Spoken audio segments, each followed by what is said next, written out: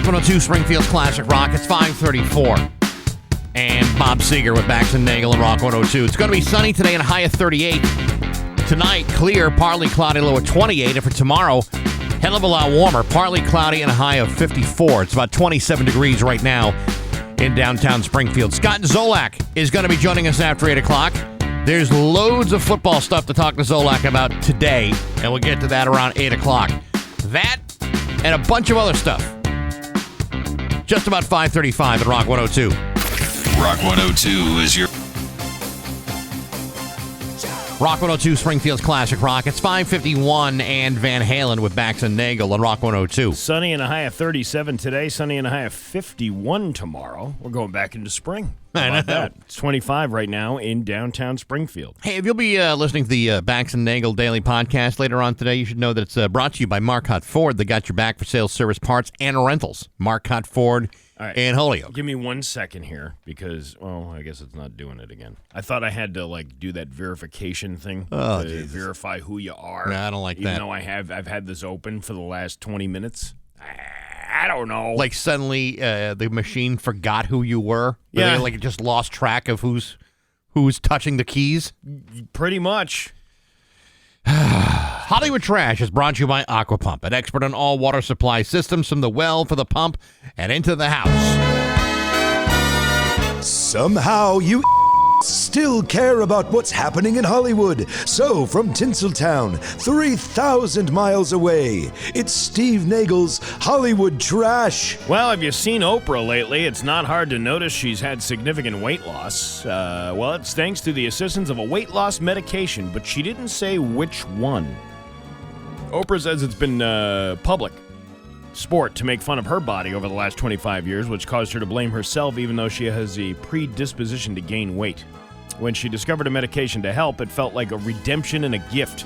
She only uses it as a maintenance tool, though, especially during the holidays. Mm-hmm. Quote, I now use it as I feel I need it. I know that if I'm not also working out and vigilant about all the other things, it doesn't work for me. I eat my last meal at 4 o'clock, drink a gallon of water a day, and use the Weight Watchers principles of counting points. Now she's only 7 pounds away from her goal weight of 160 pounds. Well, good for her. Yeah. There's a lot of people that get, all bugged out because it's she's taking a medication, like it's somehow she's cheating at it. You know what? Good for her. If she can find a way around it and have that be a help to her, then God bless her. Again, I'll say this again. Every single one of us is doing something to kill us slowly. We all have some kind of thing that's going to kill us. And whatever works for you, works for you. Some of us are doing multiple things that'll kill us. That's true. That's what I mean. It's not, whatever works for you is what works for you. Is what I'm getting at. Listen, we shouldn't be critical. No, because you will wind up in critical condition. No, you should never be critical of Oprah because there's ramifications to that. Yeah, you know what? I was glad she got guff for that whole thing with The Rock when she tried to raise money for the people of Maui. Yeah. Won't you please help this billionaire and this multimillionaire help us help these people who are also probably well off? Because that's why they're living on the island in the first place? Yeah, right. Please help us help these people who paid taxes of like $15,000 a year for a one-bedroom. Won't you help me save my multi-million-dollar mansion from falling into the Pacific Ocean? Please don't let me go poor by helping these poor people who are not that poor. The Santa Claus. Won't you help me save my collection of 35 Bentleys in this gigantic garage? Yes. Won't you help me fund, what's his name? Who's the guy that lives with her? Oh, Stedman Graham. Stedman, yeah. Won't you help me help Stedman fund his electric bill every month in his little house that he lives in on my campus? The Santa Claus is a fun family film, a holiday classic, if you will. But did you know that when it first hit theaters, it prompted children to call a sex hotline? Really? I got a buddy who was into that.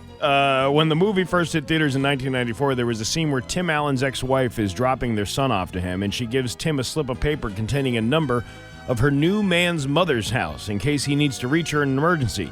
Tim looks at the paper and sarcastically says, quote, 1-800-SPANK-ME? I know that number. Well, That was something that people called, that even though it was only a joke, 1-800-SPANK-ME turned out to be a legitimate sex line. No kidding. And people complained that their kids were calling it after seeing the movie. Oh, well, God bless us, everyone. Scene still made it into VHS and Laserdisc versions of the movie, but finally Disney removed it from subsequent VHS releases. It also never appeared on a DVD or Blu-ray release or on the version streaming on the Disney Channel. I hate that Disney does this because they own the rights now to a lot of different movies. My perfect example is The Adventures in Babysitting with the beautiful Elizabeth Shue. Sure. And one of the lines that she has in the movie is "Don't F with the babysitter." Like she's fighting off this roving gang of wild youths. It's one of the great lines from the entire film. They cut it out, or they replace it with something else. It's like, why are you doing that? The movie was intended to be seen. Yeah. In this case with the 800 number, the time and expense it took to edit that out of all of those DVDs and Blu-rays is less than if they just written a check to that 1-800 number and bought it out. Yeah. Would have been the way to do it. That would have been my plan. If I were Walt Disney, that's what I would have suggested. Hey, what's the deal with Springfield? The city of Springfield became the unexpected host to comedy royalty as Jerry Seinfeld graced Symphony Hall for his 2023 stand-up tour earlier this month. Seinfeld, known for his love of exploring local flavors, couldn't resist the charms of Springfield's Punjabi Tadka, a renowned spot serving authentic North Indian cuisine since 1990. Sources shared that Jerry and his friends were spotted last week downtown relishing the diverse flavors of vindaloo, masala, curry, and more. I got a picture of him with the owners here, too. Yeah, it's pretty cool. The comedy legend recently revealed his directorial debut for Netflix titled Unfrosted, the Pop-Tart Story, inspired by a Pop-Tart joke from his previous Netflix special. The film, now in post-production, whatever. They go on to say what he's doing now. But imagine that, taking a walk downtown Springfield. And all of a sudden you see Jerry Seinfeld wearing a hat. What's the deal with $10 in a fish sandwich? Where can you get one of those? Who's that guy saying that the menorah was brought to you by Jesus Christ? Look at this parking lot. There's so many open spaces. Have you seen these things? Well, we were going to go to that Plan B, but there's too much money being served out over there. They haven't paid their rent. What's the deal? I'm doing a little overdoing it with the Jerry Seinfeld impression. No, it's perfect. But You're hitting all the bases. Yeah. What's going? I can keep going on. Bright Nights. What's this all about? I don't know. Can we go to the ball tasting for the Bright Nights ball? I'm just trying to kind of play us out here. Unless you want to hear about Ace Frehley. I do. And Peter Criss. I do. Would make any money since those Kiss holograms started touring, and it sounds like they won't be because Ace just trashed the idea. He said, quote, I don't get this Avatar thing and that they're going to do. I mean, I saw some of it on a video YouTube last night. It kind of looked like, it was geared towards children, and it's not rock and roll. I get up on stage without backing tracks, plug my guitar into the Marshall and go. That's it. It's always been that way and it always will be. Didn't you do a cartoon? Weren't you part of a cartoon based off your band for children? I believe you willingly appeared in Kiss Meets the Phantom. So I'd stop complaining, Ace. Kim Kardashian is making wardrobe news again after she was spotted outside in Los Angeles last week wearing a black hoodie, black sweats, and a $450 black Balenciaga. How do you say that? Balenciaga? I have no idea. It's a very fancy thing. Flip-flops. She must have something to say. Oh my God! The last time I took on this much was when I made flip-flops and made flip-flop sounds. Was when Ray J gave me the Scrotox injection to my pink flamingo in that sex tape you can purchase on YouPorn for $39.95. All right, I think everyone needs to write that down to try to paint that picture in your head because when you do, it's awesome. It's beautiful. It is beautiful. Yeah. Caitlin? I never got that done and dirty with your mother, Chris Kim, but we once again had a nice quiet stay at home at weekend of some of the movies and music of our youth. Friday night, we watched the action comedy Romancing the Bone. And Saturday night, of course, we watched the disco flick again, Saturday Night Beaver.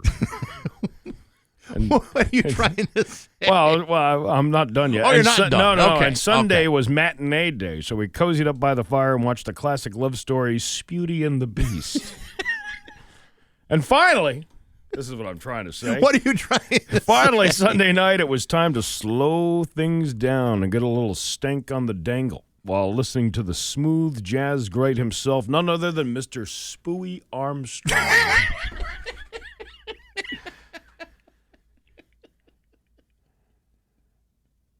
Well, hello, Dolly! And that's your Hollywood trash on Rock 102. Ba-ba-ba-ba-doo. Attention Mass Health members. The B. And now, Bax's View from the Couch. Brought to you by Rocky's Ace Hardware. Good people, rock solid service at every Rocky's Ace Hardware. Hey, good morning, sports fans. How the heck are you? Folks, the game of basketball is very simple. You have a ball, you have a basket. The object of the game is to place the ball inside that basket in a frequent manner. There are other rules, too. Traveling, clock violations, the double dribble, what have you. But by and large, any mouth-breathing idiot can figure out the very basics of the game without much difficulty. Unfortunately, there are those who simply do not understand the simplicity of the game and bring it upon themselves to make basketball far more complicated than it should be. For example, yesterday, the NBA imposed an indefinite suspension on Draymond Green of the Golden State Warriors for striking Yusuf Nurkic and the Phoenix Suns in the face on Tuesday night. Now, that by itself would not be enough to whip out an indefinite suspension. But when it's your third suspension of the season and you still have 2.5 months to go before the All-Star break, then perhaps you might have a little problem with impulse control. Either way, the NBA has suspended Draymond Green for his repeated history of unsportsmanlike behavior. Of course, the NBA didn't consider all the first 15 suspensions of his career, but now that he's accumulated 18 suspensions over the last 11 years in the NBA, the most by any active player in the league, there's a chance that sportsmanship isn't the man's primary objective. But here's the thing about playing like a goon in the NBA. By being given an indefinite suspension, Draymond Green will be losing $154,000 per game. But that's only if the indefinite suspension is 20 games or less. If it goes beyond that, Green will lose $203,000 per game. Folks, if my questionable behavior could lead to that sort of abrupt financial hardship, I think you'd be incredibly surprised by how quick I would start learning about the finer points of good sportsmanship. My fist-wielding aggression would be immediately replaced with positive affirmations, team building, and a quickly imposed sense of community that we're all in this together. Because, you see, I'm willing to learn from my mistakes, and losing large gobs of my weekly income would certainly be a prime motivator in that process. Let's see if it has the same sort of effect on this freaking jackass.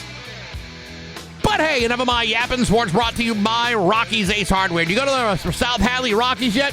I bet you know Nicole, and I bet Nicole knows you. Nicole is at the register at Rockies in South Hadley. She's been there 8 years, and if you're thinking about a Rockies gift card or for somebody, go see Nicole. Good people, rock-solid service at every Rocky's Ace Hardware. I'm Bax. That's my view from the couch. Rock 102, Springfield's classic rock. Classic rock at 6:15 and Led Zeppelin with Bax and Nagle and Rock 102. It's going to be sunny with a high of 37. Tomorrow, sunny with a high of 51. It is 25 right now in downtown Springfield. You know, how convenient for you. You're getting out of the Christmas party today. Yes. Company Christmas party. I have a very good excuse, though. It's not like I'm just not going because I don't want to hang out with you. Because I don't want to hang out with you. But here's an excuse to go. Yeah. I'm doing a public service thing. I'm going to Rick's Place is getting recognized over at Westfield State, so I'm on the board, so I'm going to go and be part of that.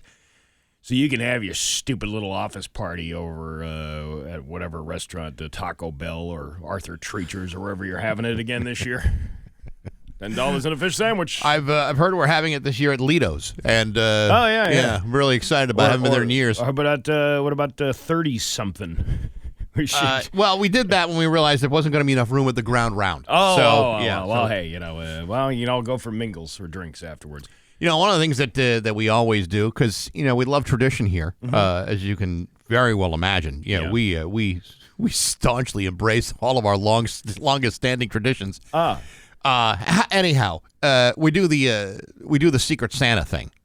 Now, typically speaking, what happens is when you've run out of ideas for people. Yeah. You just buy them booze, and that would be about it. Now, I don't know what happened. I don't know what the deal was. A couple weeks ago, we all drew names for those who wanted to participate in the Secret Santa, and I got some dude's name, and I thought, perfect. I know exactly what to get this guy. Right. I'm going to buy him a bunch of stuff that I know for a fact he doesn't need. Okay. Like, I mean, he has some outside interests, and I was going to buy him stuff that reflected his outside interests when he could easily get all that stuff for free. I thought that would be really clever. So you immediately went online as soon as you grabbed the name, and you're like, I'm buying this stuff. Like when it comes to like the holidays, even with Amazon, you can't be too sure. So you go ahead and you buy stuff, and you hope to God it gets there before the holidays. Right. Right? Okay. Right. Okay. Somehow, I don't know what the snafu was. We had to draw names a second time. I'll tell you what the snafu was, because I'm not buying this whole somebody had a name stuck together thing. Yeah. I got our boss, our big boss, and I had a great idea to get. I'm not going to tell you what it is, but I had a great idea what I was going to do for him. And I think that the girl who was doing the names, he probably asked, well, who's got me? And then she told him, and he's like, we're going to have to redraw the names.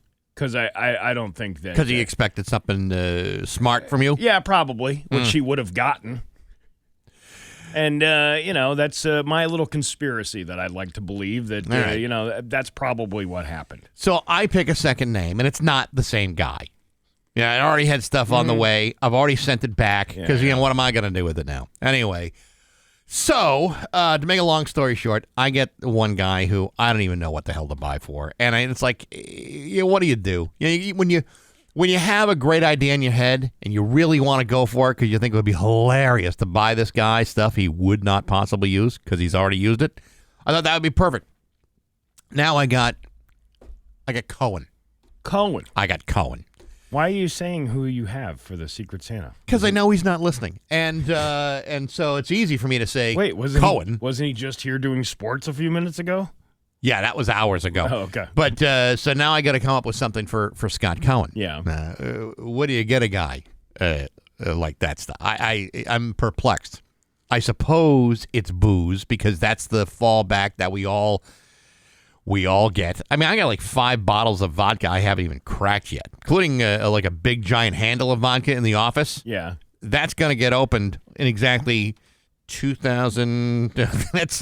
That's my I'm leaving vodka. You're leaving 2,831 days from today. Is everybody going to have a sip of that in the office when you the day you leave? Oh yeah. Yeah. Oh yeah. Are we all going to drink from the bottle, or are you going to have little cups to put out? It depends if there's any viruses or pandemics going on in 2,800 days. At that point, then I may buy individual cups. I got to write something down because I can't talk about this on the air, but you just reminded me.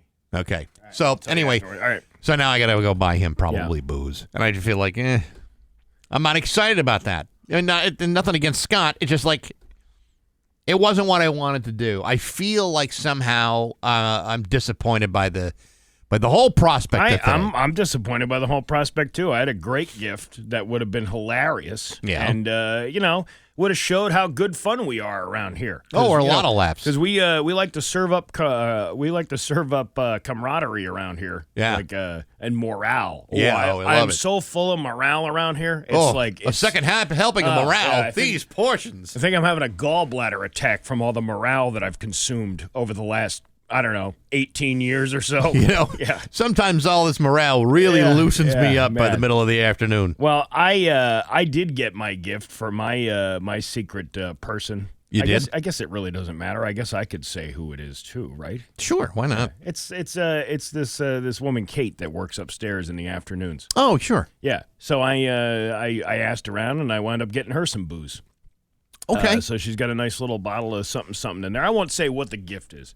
But the gift is really never the gift from me. The gift is the wrapping that the gift comes in. And unfortunately, I won't be there to witness this whole thing, but it's kind of elaborate. It's a little elaborate. Not as elaborate. More elaborate is in the past? No, well, the other thing was there was time constraints this time about me picking up materials in order to do this.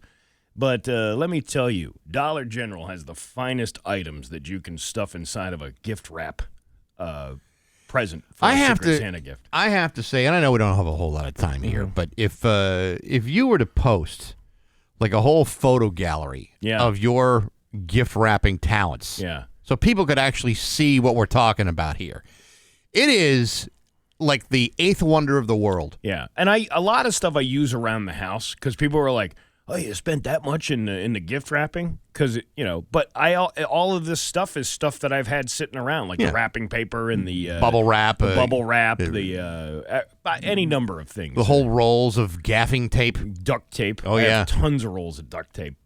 Specifically for this event every year. Yeah. Didn't you unload like 2 or 3 rolls of that once? I believe there was one time we did it at the 350 Grill. The woman doesn't work here anymore, but that was, I think that it was something like 5 football fields worth of duct tape that lengthwise, not like, covering the entire square footage of a football field, but the lengthwise, 500 yards. I think it was like 8 times that or something like that. It was something ridiculous that I used because I had the access to this duct tape. It's a complete waste. Oh, it's a total waste. But you know what? But it's not a waste when it comes to the laughs. No, it's a complete waste, and so is that Christmas party, which is why I do it. Because people will sit there and go, "My God, this is a waste of time," and I go, "Thank you very much." God this bless is exactly us, what I everyone. wanted to say. It's 6:23 with Bax and Nagle on Rock 102. It's 6:26 with Bax and Nagle on Rock 102. We got Scott Zolak coming up after 8 o'clock today. Oh, okay, Scott Zolak. I like that idea. Yeah, and we may have a surprise guest. Maybe. Yeah, I don't know. If anybody's looking for a plug in a comedy show, perhaps. I don't know. All right, you ready to laugh? Yes. All right, let's laugh. It's Bax and Nagle's Joke of the Day I'm funny how? I mean funny like I'm a clown, I amuse you. on Rock 102, I make you laugh. Springfield's classic rock. Why did the man name his Christmas tree Amy Winehouse? I don't know, Steve. Why did the man name his Christmas tree Amy Winehouse? Because when it dies, there's 1,000 needles on the floor. That's insensitive.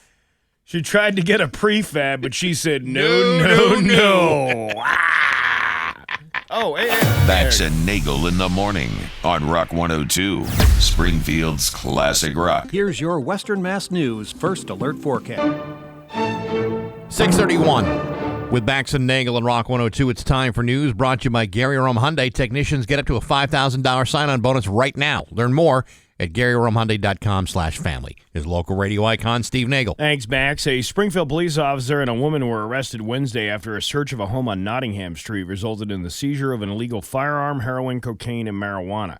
According to the Springfield police spokesperson Ryan Walsh, Springfield and State Police conducted a search warrant at the home around 6:15 a.m. on Wednesday. 2 people were inside and were arrested. 24-year-old Anthony Tavernier of Springfield and 26-year-old Miranda Caldwell of Springfield, who is also a Springfield police officer.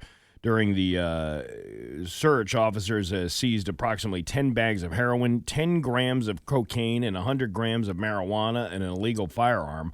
Officer Caldwell has been suspended for 5 days without pay, which is the highest discipline that can be handed out. The Post Commission has also been notified of her arrest. 5 days is all they can give her? Well, you see, and this is the same thing that people are complaining about, that let criminals back out on the street. It's a policy thing. That's a legislative thing where people get out on bail even though they've repeat offenders for violent crimes are still back out on the streets. Mm-hmm. And you hear Dom complaining about that, and a lot of the other people complaining about that too. On the flip side of that, when you're a member of law enforcement, when one of them gets arrested, it doesn't seem like it's a justice to the rest of the people, because the people don't understand that this is how police unions have worked and have negotiated contracts with a city, and these are the rules set up to put in place to protect them. See, this is what I was going to suggest, that maybe if criminals had a union, maybe if they unionized, maybe they could be protected by certain covenants of their collective bargaining agreement. Could be, rather than automatic release after paying bail. Maybe there's some other stipulations that the criminals union could impose. I mean, Caldwell charged with improper storage of a firearm, possession of a firearm during the commission of a felony, possession with intent to distribute a Class A, B, and C drug. That's 3 counts total, plus reckless endangerment of a child. 5 days seems light, but when it comes to union work, yeah, that's I think it's like 5 days on, 2 days off. Is that how it normally works? I think that's usually how it works. Listen, you would have had a paid vacation at Sandals Resort if you had just left your keys running in your car. Now this is going to cause you legal troubles. Now you've been arrested. Yeah. The problem with the criminals union is that you'd have like one guy committing the crime and 4 or 5 of them, drinking coffee outside, waiting for him to come back out. Well, that's usually how it works. Oh, who's ready to go over to the Dunkin'? Huh? Who's getting Dunkin' this week? It's not my job. No. Union agreement says so. Send the new guy.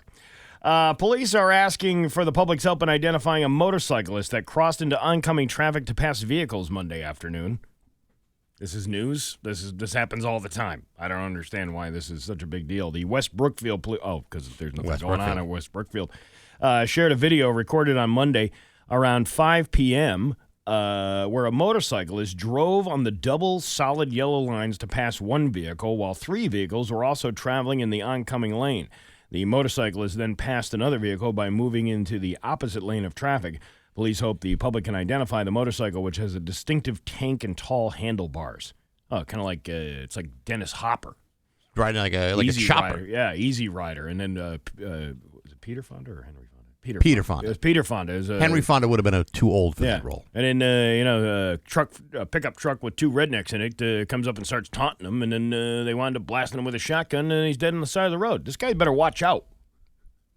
No kidding. Could be that same kind of scenario that happened to them. That was a crazy movie, wasn't it? Yeah, it was, actually. It actually wasn't that great, to tell you the truth. I didn't think it was I tried to watch it thinking, well, this is supposed to be some sort of American classic, and finish it going, that was it? Well, it was art, I guess. I don't know if you want to consider it, because it was this weird cinematic thing that hadn't been tried before. Where they're piecing the... Yeah. It's probably all context. Yeah. It came out at the right time with the right people. Yeah, I guess you had to be there to live through it. I guess. Yeah. Let's see. There was a multi-vehicle crash on I-91 North in Holyoke last night that caused a significant backup of traffic. I saw people all over social media go, do not go I-91 North leaving East Hampton. That East Hampton exit. Don't get on 91 North that way because the traffic was backed up. The fire department reported they were called to the scene around 5:20 p.m. on Wednesday. That was for a 4-car accident with 2 people transported to the hospital with minor injuries. The fire department representative, Captain Dave Rex, said that he estimated traffic would start moving again by 6:30, but supposedly it was backed up for about 3 hours. Wow. Yeah. Mass State Police said the multi-vehicle crash occurred at mile marker 18, with the backup of traffic being reported between exit 15 and 23. 1 lane of traffic was open on the left side of the highway, but man. That's a backup. It was a huge back. Yeah, rush hour traffic, and then you have an accident like that. I'm really concerned about the way people drive lately. It really, zigzagging in throughout traffic. Just this morning, I'm coming down 91, and right before you hit, right by that 291 interchange, right, there's this jackhole driving, zigzagging through the traffic, which the median speed's about 60 miles an hour there. Right.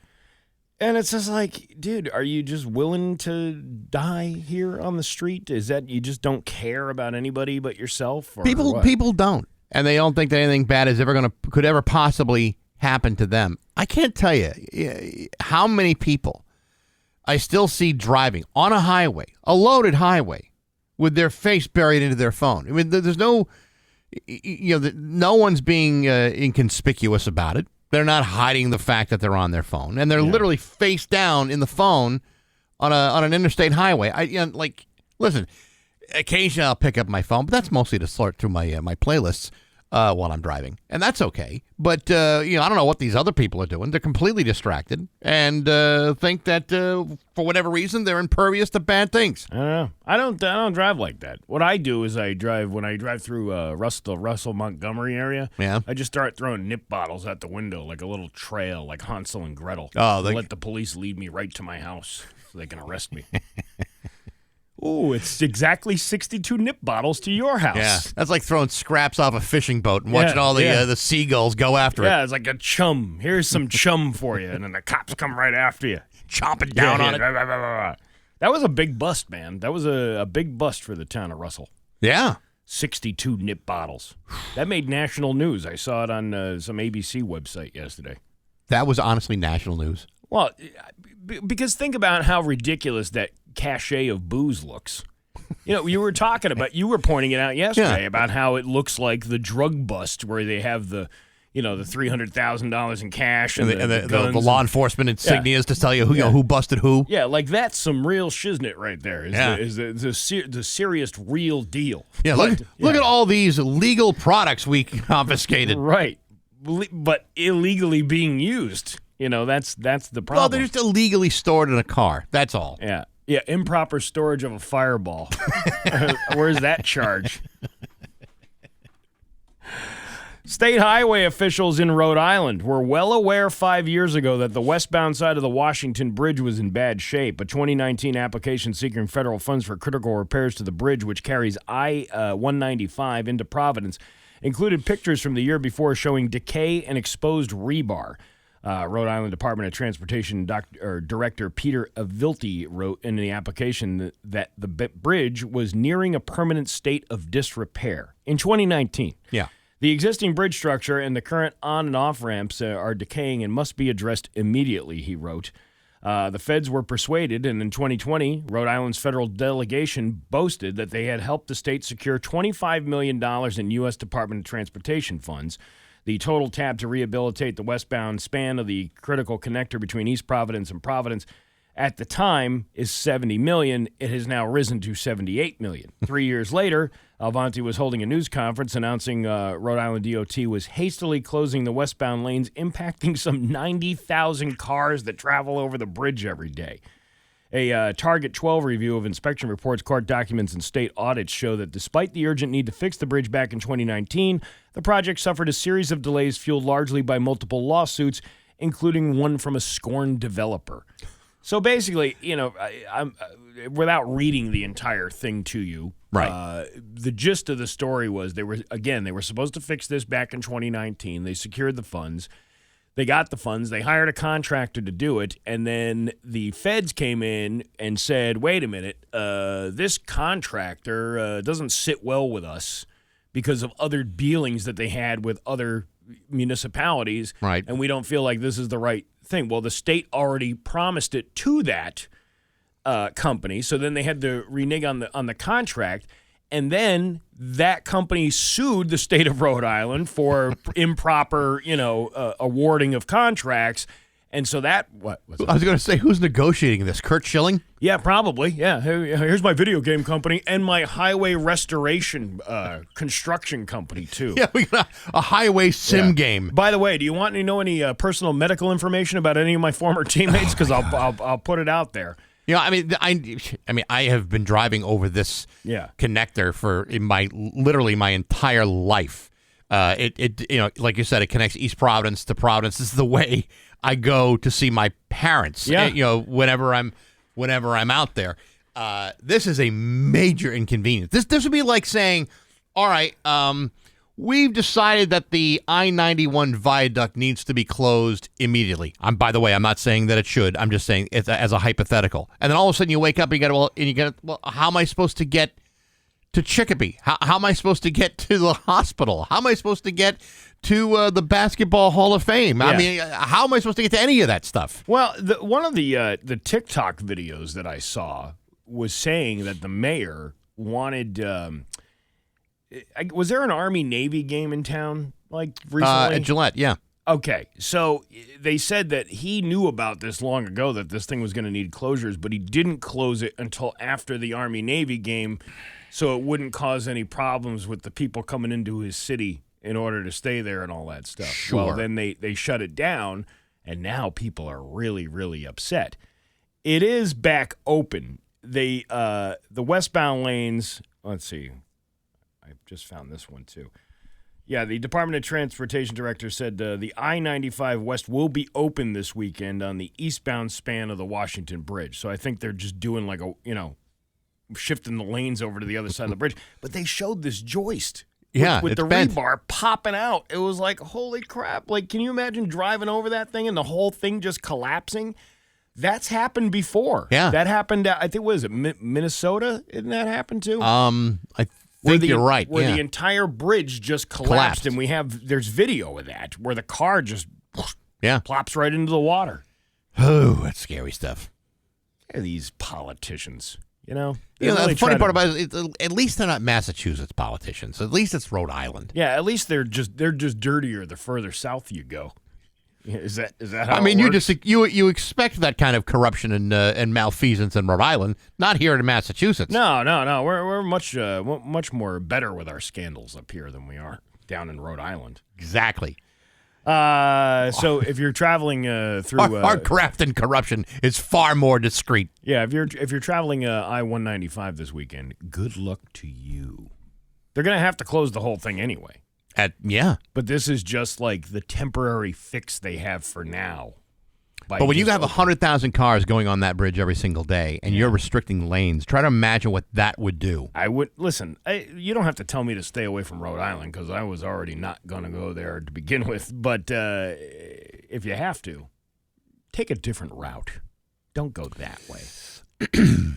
Sure. If you're flying for the holidays, give yourself plenty of time to get to the airport. A 27-year-old woman got picked up by an Uber at a hotel in Austin on Sunday. She was heading to the airport and running late. Her name is Nashua Afkami. The driver says she got upset when she saw how long it would take to get there, and she wanted them to drive faster, but apparently they wouldn't. So out of nowhere, Nashua grabbed the driver's phone and chucked it out the window. Ooh. Which you would think would just delay her even more, but she had a plan. When the driver pulled over to grab the phone, she hopped in the driver's seat and stole the car. That's actually not a bad idea. Hey, listen, you got a place to be. The driver called police. He must have got the phone somehow. And airport security stopped her before she boarded the flight. They found the car and abandoned it in front of a Southwest terminal. It's like, what is it, like Ted Stryker when he dropped the car off there and the car's full of, it wasn't parking tickets. It was, the guy sitting in the back of the car, in the cab. Because he puts the fare on. And at the end of the movie, at the very end of the movie, even when the credits are over, he's like, I'll give him 5 more minutes. She couldn't have been running that late because she still managed to stop at a store inside the airport and bought more than $120 worth of stuff with the driver's credit card. She faces charges for unauthorized use of a motor vehicle. And theft? Like, she's not facing that? Well, I mean, listen, if you're saving money at the duty-free shop anyway. She's actually very cute. Doesn't matter, Steve. Yeah. She's a naughty girl. I kind of like him that way. Very good looking and very naughty. Oh, yeah. She's naughty. Ooh, you like me to be naughty? What do you want me to do? I want you to go over there and steal a newspaper from that stand. Yeah. Because what do we know? Yeah. What do we really know about the Hudson News? Yeah. Make sure it's a New York Post. I love that dirty tabloid, too. Dirty girl. What else can I do for you? Gum. I need gum for the flight. Yeah, gum, too. You like gum, don't you? I like a good juicy fruit. I love juicy fruit. Oh, yeah. Go steal a pack of that. Oh, it's too bad they don't sell squirt anymore. Oh, yeah. Well, didn't they used to call that? I can't say the name of that. I can't say the name of that one. It's blank gum. You're right. Gum yes. gum is what right, it's called. Yes. Your Pioneer Valley forecast today. Sunny with a high of 37 tomorrow. Sunny with a high of 51. It's 25 right now in downtown Springfield. I'm Steve Nagle, and that's the news on Rock 102. All right. Rock 102, Springfield's Classic Rock. It's 6:54 and the Allman Brothers with Bax and Nagle on Rock 102. It is going to be sunny today with a high of 37. Tomorrow, sunny with a high of 51. It's 25 right now in downtown Springfield. Rock 102 giving you 12 chances to win great prizes throughout the month of December. Go to rock102.com and sign up for the 12 days of Prizemas. Each weekday throughout the rest of the month, actually through Tuesday the 19th, we'll give away a $200 value gift to one of 12 local businesses. That includes Northtown Butcher Block, On Point Connections, The Gold Trader, Hilltown Chic, Jimmy's Pub, Renew.com, and more. It's 12 days of prizes from Rock 102, Springfield's classic rock. It is the middle of December. There's a lot of people who are suffering from seasonal affective disorder. Sure. And some people's work productivity could be slipping. Maybe it's year-end exhaustion. Maybe it's the distraction of the holiday season. Maybe it's the depression. Well, it just doesn't affect human workers. Some people have noticed that ChatGPT has been getting lazier recently. It's returning simpler answers and refusing to do tasks.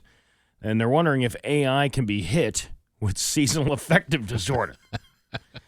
Or how about just laziness? It could be. That isn't the case, the seasonal affective disorder. But OpenAI, the company behind ChatGPT, says they are aware that things are off a bit. They say, we've heard about all your feedback of it getting lazier. We haven't updated the model since November 11th, and this certainly isn't intentional. Model behavior can be unpredictable, and we're looking into fixing it. They add that it isn't broken. Models can evolve, and they may need to recalibrate.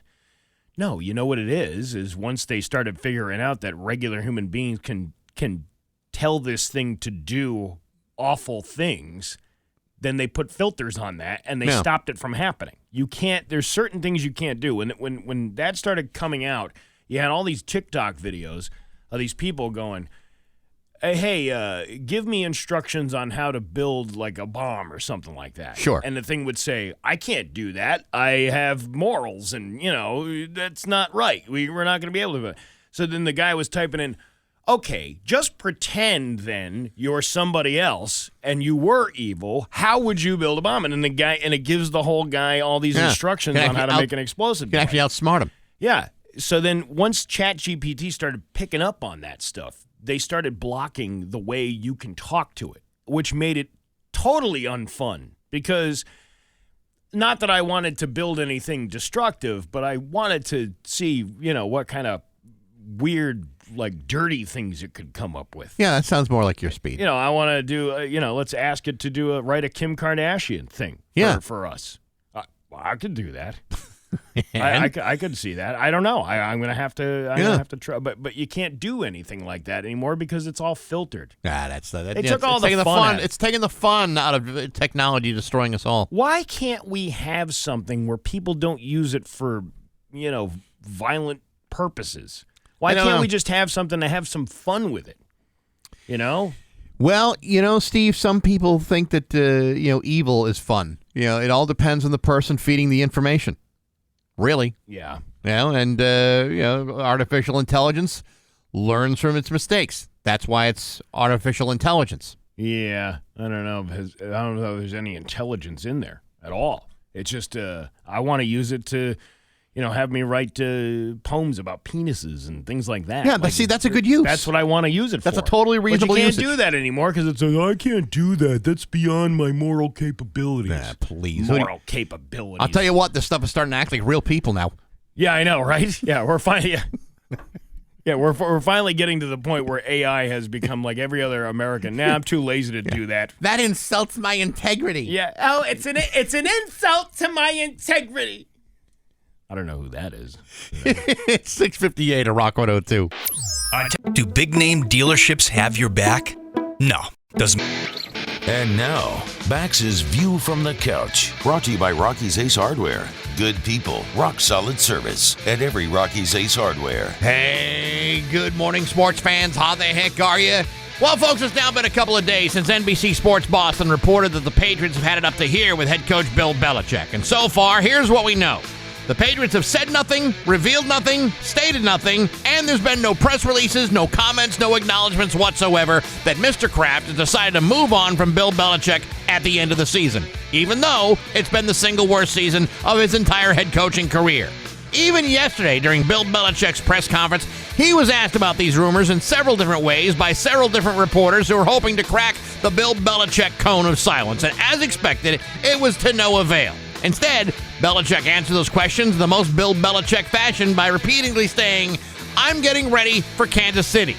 Now, you might choose to read into something like that, but I would remind you that for the last 23 seasons, that is how Bill Belichick has answered every question from the media. And yesterday was absolutely no different. Now, the rumor states that not only will Mr. Kraft let Bill Belichick go, but that he'll be replaced by his heir apparent, Gerard Mayo, now serving as the team's inside linebackers coach. But that's certainly not set in stone, and no one's willing to talk about that either. There's also very little talk about relieving Bill Belichick of his duties as GM and having him only focus on being the head coach of the Patriots. To me, that would make a lot of sense. But then again, despite my keen insight, Mr. Kraft has yet to contact me about a single personnel issue since he purchased the team nearly 29 years ago. Why not? I can't tell you. It's not like he doesn't know where to find me. I mean, the station's been a member of the Patriots Rock Radio Network for the last 23 years, and yet I received no calls, no emails, no telegrams, no nothing. Which makes me think that no decisions have been made as of yet, and these rumors are just that, a dizzying fabrication or misunderstanding by an otherwise credible source who had nothing better to do than to put something out there that may or may not be true. In other words, I'll believe it when I see it. But hey, Enough of my yapping. Sports brought to you by Rocky's Ace Hardware. Sure, it looks like a little piece of plastic, but boom, it's a steel chainsaw or a Weber grill or a DeWalt Impact Driver Kit. That's holiday magic, a Rocky's gift card. And make your dream come true card. Get the gift card you need at Rocky's Ace Hardware. I'm Bax. That's my view from the couch. Rock 102, Springfield's Classic Rock. It's 7:12 and Guns N' Roses with Bax and Nagle on Rock 102. It is going to be sunny with a high of 37 today. Tomorrow, sunny with a high of 51. It is 25 right now in downtown Springfield. Scott Zolak is going to join us next hour. There's tons of stuff to talk with him about today. Tons of stuff to talk with him about today. Let me just give you a forewarning here. We're going to talk about some maybe adult stuff. So, if you got the kids in the car, you might want to change the radio. Well, I mean, unless you want your kids to learn things very quickly in their lives. Well, you can always come back and listen to the podcast at your convenience and listen to this very conversation that we are about to have. Yes, it's brought to you by Marcotte Ford. They got your back for sales, service, parts, and rentals. Marcotte Ford in Holyoke. All right, now that I got the disclaimer out of the way, a very kinky porn site says... Top fetishes Americans searched for this year. You ready? Mm-hmm. Pornhub has not released the year in review yet. They usually do that kind of Spotify thing. Oh, your 2023 Wrapped? Yeah, you're Wrapped or Unwrapped, if you will. I don't know if I really want an end of the year review for all the things that I may have looked for on a pornographic website. No, but it's interesting to see what other people were looking for. Oh, I'm sure. I'm just not sure that's something that I want to see. Then you can compare it with your own brain. You can say, oh, well, I'm not into that, or I am into that, or there's other people like me out there, okay? Yes. But a website called Clips for Sale specializes in fetish content. So here's the really kinky stuff. Okay. They just posted their top searches of 2023, and number one is something you probably didn't even know existed. You won't believe what number one is. I feel like clicking now. Very large women had a very big year. The top kink? Giantness porn. Giantness? Yeah, that doesn't mean just tall. It's more about using camera tricks and other effects to create the illusion that someone's a giant. Kind of like a grown-up version of Honey, I Shrunk the Kids. So these are like theoretically, yeah, women who could be as much as 10 feet tall. Yeah, pretty much. Yeah, like giant women. I always wanted a freakishly tall woman. That was a George Costanza. Yeah, right, yeah. Clips for Sale says giantess. Yeah, giantess porn was their top search in the U.S., Japan, Mexico, and Australia. And they expect it to be big next year, too. No pun intended. Yeah, right. They posted a map of the top search in each state, and giantess was number one in 19 of them. And, I would never have thought that. In Massachusetts, no less. Okay. The rest, you want to hear the other types? Well, sure. So we're part of that list along with California, Arizona, Texas, Alabama, Florida, Georgia. All of these states, New Jersey, are into giantess, right? Okay. Then Delaware, only one, the top one in there is gagged. That's one of gagged. Yeah, that's like I guess like a S&M thing. Yeah. Do the thing. Yeah, that doesn't do much for me. In Louisiana and Wisconsin, it's socks. Women in socks. I guess so. That's a weird one. Well, I have to think about that because that absolutely does nothing for me.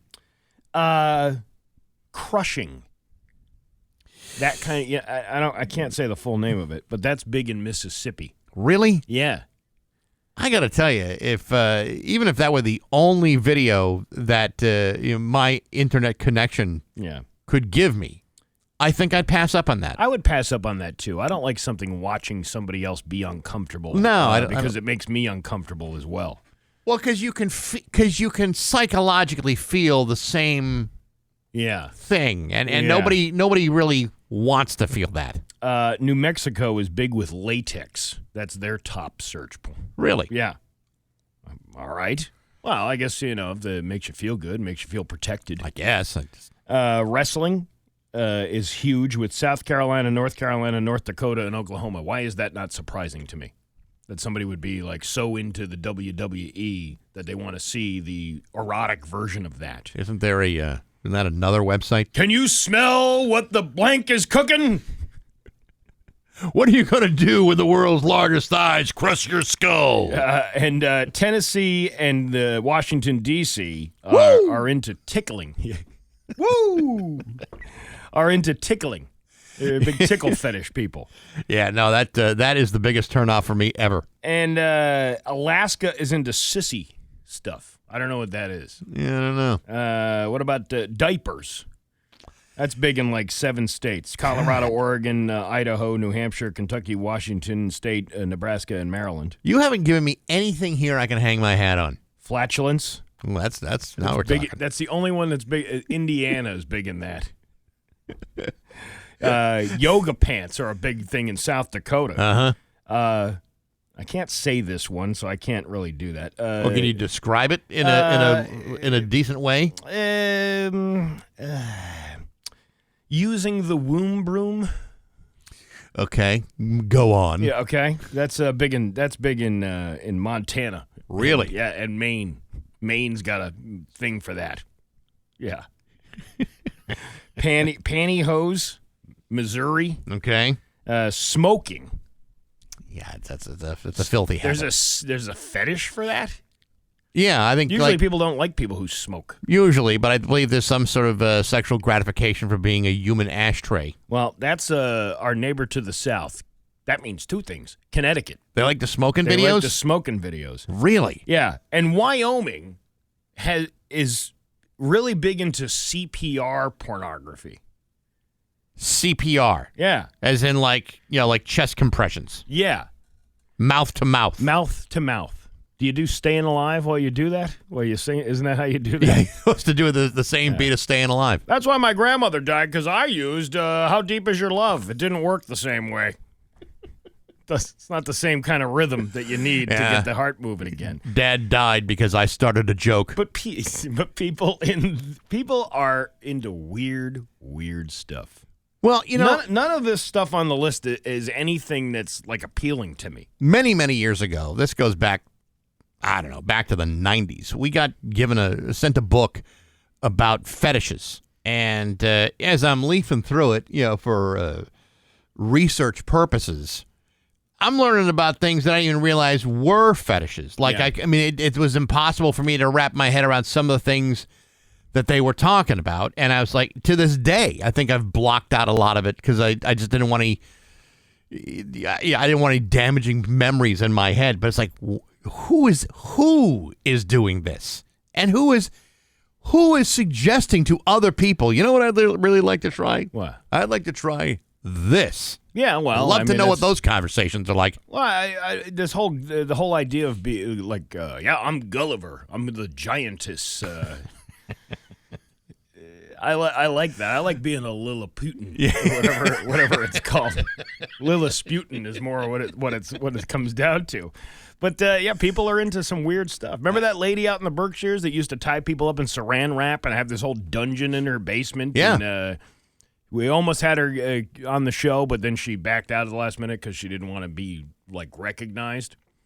That's some weird. She's on the radio. No one would see her. We wouldn't take pictures. We would just have a normal discussion about what you do. What happened to the regular good old fashioned Puritan missionary Yeah. type of stuff. Where is that?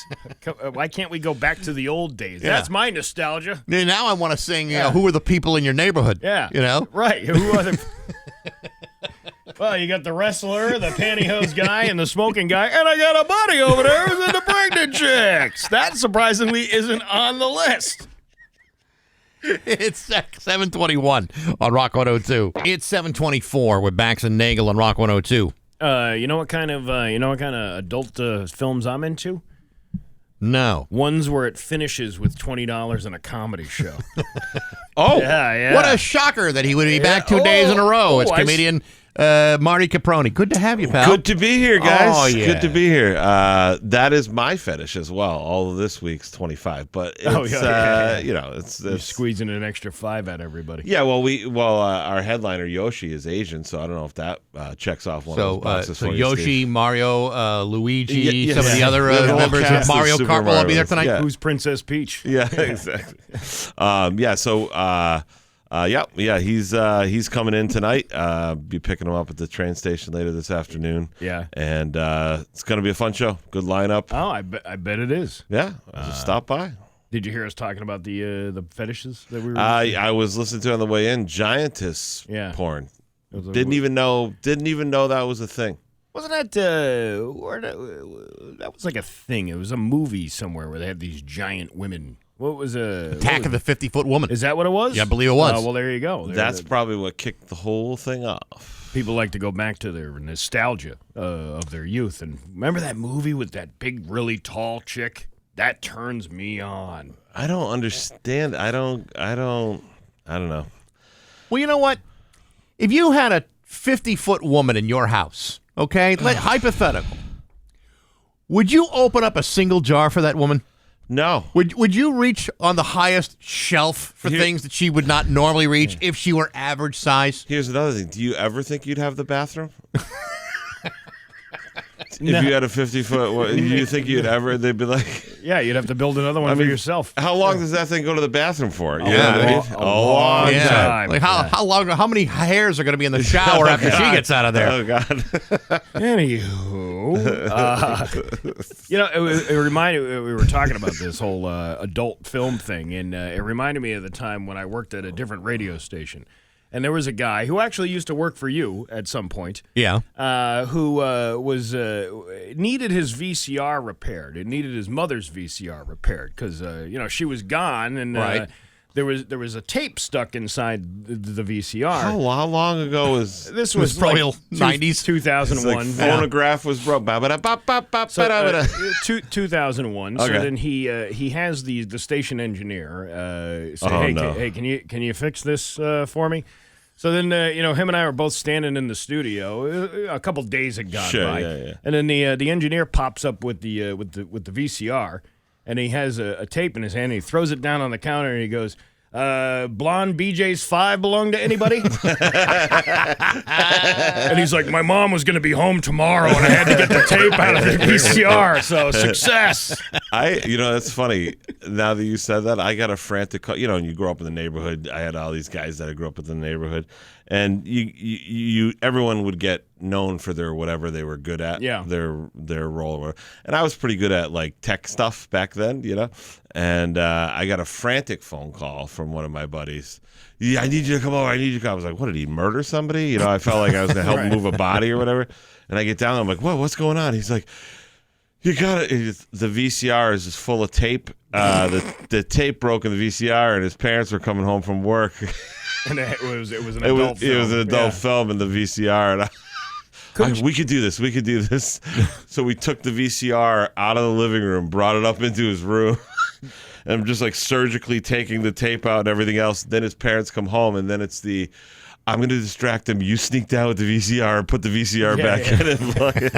And success, right? Yeah. It turned out the only thing was he couldn't hook it up, because it took it was coaxial cable. It took a while to hook up. So he just like put it there, and then we left. And then he was like, I'll tomorrow. Then like 2 hours later, his father comes home and he's like trying to watch his World War II tapes from Time Life. He's like, what the hell's wrong with this VCR? Why is this not working? It's like, you think it's bad now? You should have seen what it would have been like 3 hours ago. This isn't a porn story at all, but it is a VCR story. Many years ago, there used to be a woman who did news on our show, and she had also had a television career before doing news. And so she's talking to me about it. She says, "Yeah, I'd really like you to look at my my tapes sometime." I said, "Okay, yeah, sure." So she hands me the videotape one day, and she says, "Just make sure I get it back. It's my only copy." Well, wouldn't you know, the VCR I have, the cheap little Best Buy thing, I got eats the tape. The tape, and I was able to get it out, but the tape was completely destroyed. I felt so bad going back to her and say, "You're not going to believe it." Was it the only tape she had for the demo? I believe it might have been. And I believe I destroyed her television career. I was going to say, to this day, yeah, right. She's working in some market like Bismarck, North Dakota. Like, God dang it. Yeah, I felt awful about that. But what are you going to do? Some people also destroy themselves, too, eventually. Well, this one was on her way. It's 7:30. News is next on Rock 102. Here's your Week 4. With Bax and Nagle and Rock 102, it's time for news. Here's local radio icon Steve Nagle. And by the way, Marty Caproni is in the studio today. So he's here blessing us with his presence yet again. 2 days in a row? Yeah, this is fun. What is this, amateur hour? Yeah, what am I going to do? Pretty much amateur hour. Scott Zolak's coming up. I can't just leave that alone.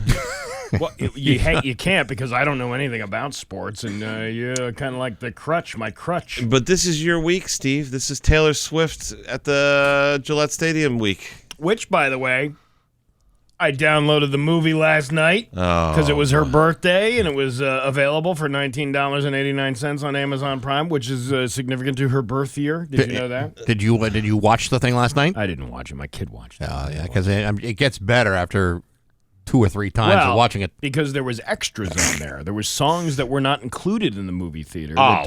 There was about 5 or 6 different songs that you didn't see in that movie. And why were they trying to keep it down under 5 hours long? Well, this was just a little over 3 hours. I think the original running film was 2 hours and 48 minutes.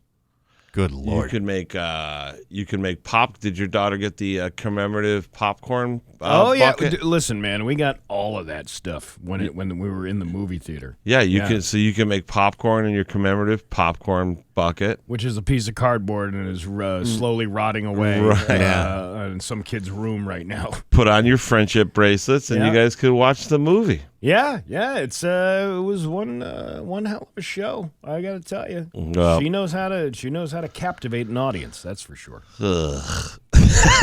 When she's on a big giant movie screen in the theater, she's kind of a giantess. Ooh, she is. Yeah, she really is. Like 50 feet tall. Oh well. Look what you made her do. I know. Wait till she gets a load of my sick beat. Wears a lot of latex for those in New Mexico. Yeah. I'm down with that. All right. Yeah. What about my buddy over there? A Springfield police officer and a man were arrested Wednesday after a search of a home on Nottingham Street resulted in the seizure of an illegal firearm, heroin, cocaine, and marijuana. According to spokesperson Ryan Walsh, Springfield and State Police conducted a search warrant on the home at around 6:15 a.m. on Wednesday. 2 people were inside, 24-year-old Anthony Trevernier of Springfield and 26-year-old Miranda Caldwell of Springfield, who is also a Springfield police officer. During the search, officers seized approximately 10 bags of heroin, 10 grams of cocaine, and 100 grams of marijuana, and an illegal firearm. Officer Caldwell has been suspended for 5 days without pay. So, you learn your lesson. Show you. Yeah. Which is the highest discipline that can be handed out. The Post Commission has also been notified of her arrest. Tavernier has been charged with a slew of charges, including intent to distribute, and Caldwell has been charged with the same, and also reckless endangerment of a child and improper storage of a firearm. So, good things going on. I read that story, and the most fascinating part of that story to me was that the firearm in question was found in a box of Pampers. Is that what it was? Yeah, they found it hidden under a pile of Pampers. See, I would have used Huggies. They're much more absorbent. Yeah, I was going to say, it depends on your preference. Pampers usually doesn't get the job done. But I couldn't help but think to myself, obviously the reason drug dealers have guns, right, alleged drug dealers, is because if someone breaks into their house, they have to immediately. So just imagine someone breaks in and you're just rifling through a box of Pampers. Yeah. while they're holding you at gunpoint. Hang on. I'm just trying to get my guys. Trying to get flush them down the toilet. Oh, these turn blue when you shoot them. Oh, these are great. Oh, look at this. This is great. Well, we're all fathers here. We all know what it's like to handle a diaper. We all know it can go off in your hands. We all know it can be very dangerous, and if improperly stored, it can cause all kinds of problems. This is true. Not only are we all fathers that know how to handle a pamper, but some of those probably, what state would that probably be? Louisiana? Yeah. That's right. There was the diaper fetish. Yeah, they might also know how to handle a diaper. There was quite a few of those. Diaper fetish? Yeah. Let me see if I can pull this up again, because I wasn't able to get it on the actual internet here, because when you clicked on that link, it said, sorry, this is illegal. You shouldn't be looking at this. But, the diaper actually is popular in Colorado, Oregon, Idaho, Ohio, New Hampshire, Kentucky, Washington, Nebraska, and Maryland. New Hampshire? Yeah. That diaper kind of fits the New Hampshire motto, live free or die. Don't be chained to a bathroom. Just get out there. Just get out there and do what you want. Pee your pants. Yeah. Everyone's doing it. We're all cool. Yeah. All right, but if you're one of those guys that's like out in the woods, like, shoot some deer or some, wild boar, I mean, of course you need diapers out there. You can be outside all day. I have yet to meet a woman who has said, I have this baby Huey fetish that is really growing on me. Could you wear a diaper for the rest of the day? You know what, though, Steve? If there is one out there, I hope she seeks you out, because you'd be a fantastic baby Huey. I think I would be. Yeah. You got the haircut for it. You probably have to shave the goatee a little bit. It's just it's odd. It's just an odd fetish to be a part of. I find most of them peculiar. You know what I mean? Like they don't seem to add. I guess the problem I have is how do you have that conversation? Like, honey, I got an idea. Like, I don't know what we're doing this weekend, but let's try to clear away some space, because I got a few things I want to discuss. How do you go from point A to point B to actualization of any of these things? Well, it's a slow process. I mean, not everybody is going to be into what you're into, and you have to kind of test the waters a little bit. So what? So they come home from work and you got a bottle of human growth hormone and a set of diapers on the table. You're like, I've been watching some internet. Yes. I put this 50-foot diaper on and take these pills. I have questions. Yes. Now, there's something no one's even thinking about right there. What if you have the two fetishes, the giantess and the diaper? God, can you imagine the mess that a 50-foot... I mean, you'd have to get those diapers at a Taylor rental or something. My goodness. You need a bobcat to clean that up after. Oh, God. A skid. Yeah. Where's your skid steer? I need to clean this up. This is going to be a big one. Apropos. Yeah, we'll have to call in a construction company to take care of our own things. Dave Minor Home Improvements always here to remove your human waste for your human waste needs. I think you'd rather replace your roof instead. Yeah. Have you done all your Christmas shopping yet? No. You? More or less. I'm awaiting Amazon to deliver the rest of the goods, and then I can be okay. Yeah. We're about 10 days away from Christmas, so if your holiday shopping is not coming along, if you're out buying gifts for the trash collector, you might be doing pretty good. Tipping the delivery guy, or tipping the trash man, or tipping the mailman. Do you do that? Do you tip your mailman? I trash. I don't think I do. Which honestly really bothers me now. I'm thinking about, because like the trash man is probably the most important service that you get from the city, right? I tape his gifts to the bottom of the receptacle. To the barrel. There's like 4 or 5 years worth of old gifts that he hasn't grabbed. I don't know why. It must be something I've done. You know what? I get his tip and I just go to his house and I throw it across the driveway, halfway across the driveway, dent it all up. Yeah, you go get it. Hey, I got you this tin of cookies to smash it all up and then hand it to him. Here you go.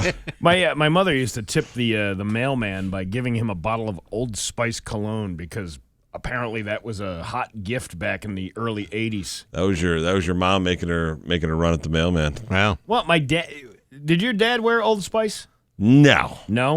My dad had like bottles, and when we cleaned out the house, there was all these like collector bottles of Old Spice. One was shaped like a lighthouse. One was like a ship. Oh, one yeah. was like all these different things. And it was the commemorative Christmas gift because that's the only thing we knew what to get my dad every year. But apparently that was the only gift my mother knew how to get for a man because she would give it to the post office guy, too. Listen, Old Spice, British Sterling, High Karate, all those were around the Bax and Nagle house. I like High Karate. High Karate was not the worst. You know what? I was a Drakkar guy when I was in high school. You know what? I was a Drakkar guy, too. And we all had the Drakkar. I had that like in college. What about Polo?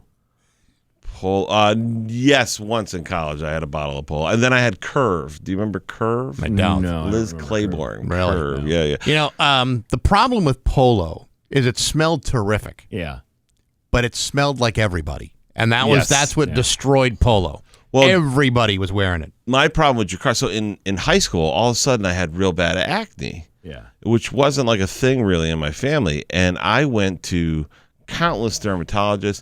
I was on tetracycline, minocycline, all retin-A. They gave me all these things for acne. Never could figure out. And then one day it went away. When I was like getting ready for college, it like went away. And I used to get it like on my neck, on my face. And I go to college, whatever, you know. This is only maybe 3 years ago. I'm cleaning out my childhood bedroom and I find a bottle of Drakkar. Yeah. And I'm like, oh my God. I haven't had Drakkar in years. Right. So I did the dash thing, and I put it on, and I wake up the next day. I got acne on my face. I'm like, son of a gun, I spent 4 years of my childhood trying to figure out what was wrong with me. And it was just Drakkar. I was just allergic to Drakkar. Okay, but you're also applying 25-year-old Drakkar, and I don't think that's true. Yeah. I don't think that's right. Yeah. Well, 25-year-old Drakkar is still good Drakkar. No, it's not. Doesn't it age well? It does not age well. Not like a fine wine. What about Polo or none of that stuff ages well. Stetson was the one. My brother used to wear that. That was early '80s guy. Yeah, Stetson guy. You can tell the different generations. Stetson. They used to. The commercial was like, "You're a Stetson man." Yeah. My grandmother once gave me the Aqua Velva Christmas gift pack. It all had the whole rainbow collection of scents. Had the blue, the green, the brown, and the red. Everywhere, all over North Attleboro, smelled you coming from a mile away. I know. The Dollar Tree used to sell this stuff called Macho Cologne. I like it. Yeah. Macho. Which what are you wearing? Yeah, I'm wearing Macho. Yeah, it smelled like I don't know, like a really nasty bar. Almost like Mingles, like on a Friday night. Yeah. Oh, you never had Mingles? Yeah. No, that's shingles. Never mind. Like that's shingles. Musk and Valtrex. I got shingles from Mingles. Smells like Old Spice, High Karate, and shit. STD. That's exactly what it was. So anyway, in a new survey. Survey said. We are. It's in a new survey. 89% of Americans say they bought gifts for people at the very last minute. Not surprisingly, those are not your significant other, or you wouldn't admit to it. 32% have bought last-minute gifts for friends. 27% have gone down to the wire to get gifts for extended family, and 17% say they've shopped late for their siblings. 13% of people say they run out and get small last-minute gifts for postal carriers and trash collectors, and 5% have picked up a present for their kids' teachers right before the school's holiday break. I don't know. The problem is, if you start getting gifts for one person, then it's like, where's the hierarchy of who's important in your life or not? You get your kid's teacher one, then you got to get, well, what if the kid has 5 teachers?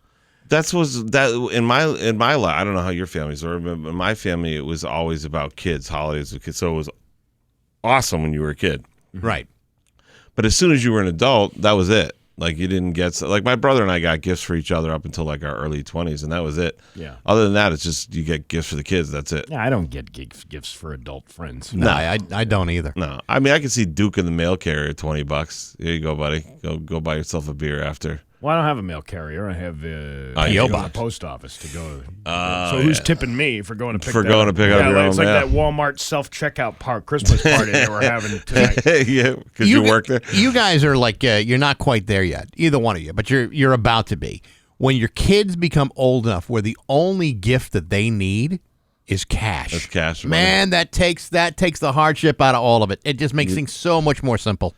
You mean you don't have to spend half your day searching around for one stupid thing that is always the hardest thing to find? No, I don't need. My kids don't need Furbies. They don't need Cabbage Patch Kids. They don't need any of that stuff. But cash, they'll take that. I'll tell you a story. My kid one year wanted a Barbie dream house. So I was like, yeah, I got it. I get the Barbie dream house. I'll get it. I'll take care of it. Don't worry about it. It's done. Take whatever other little stuff, you pick it up. I got the Barbie dream house. $500 later. No. How about this? It comes to like whatever it is, 4 days, 5 days before Christmas. I go get the Barbie dream house. See him everywhere, advertised everywhere.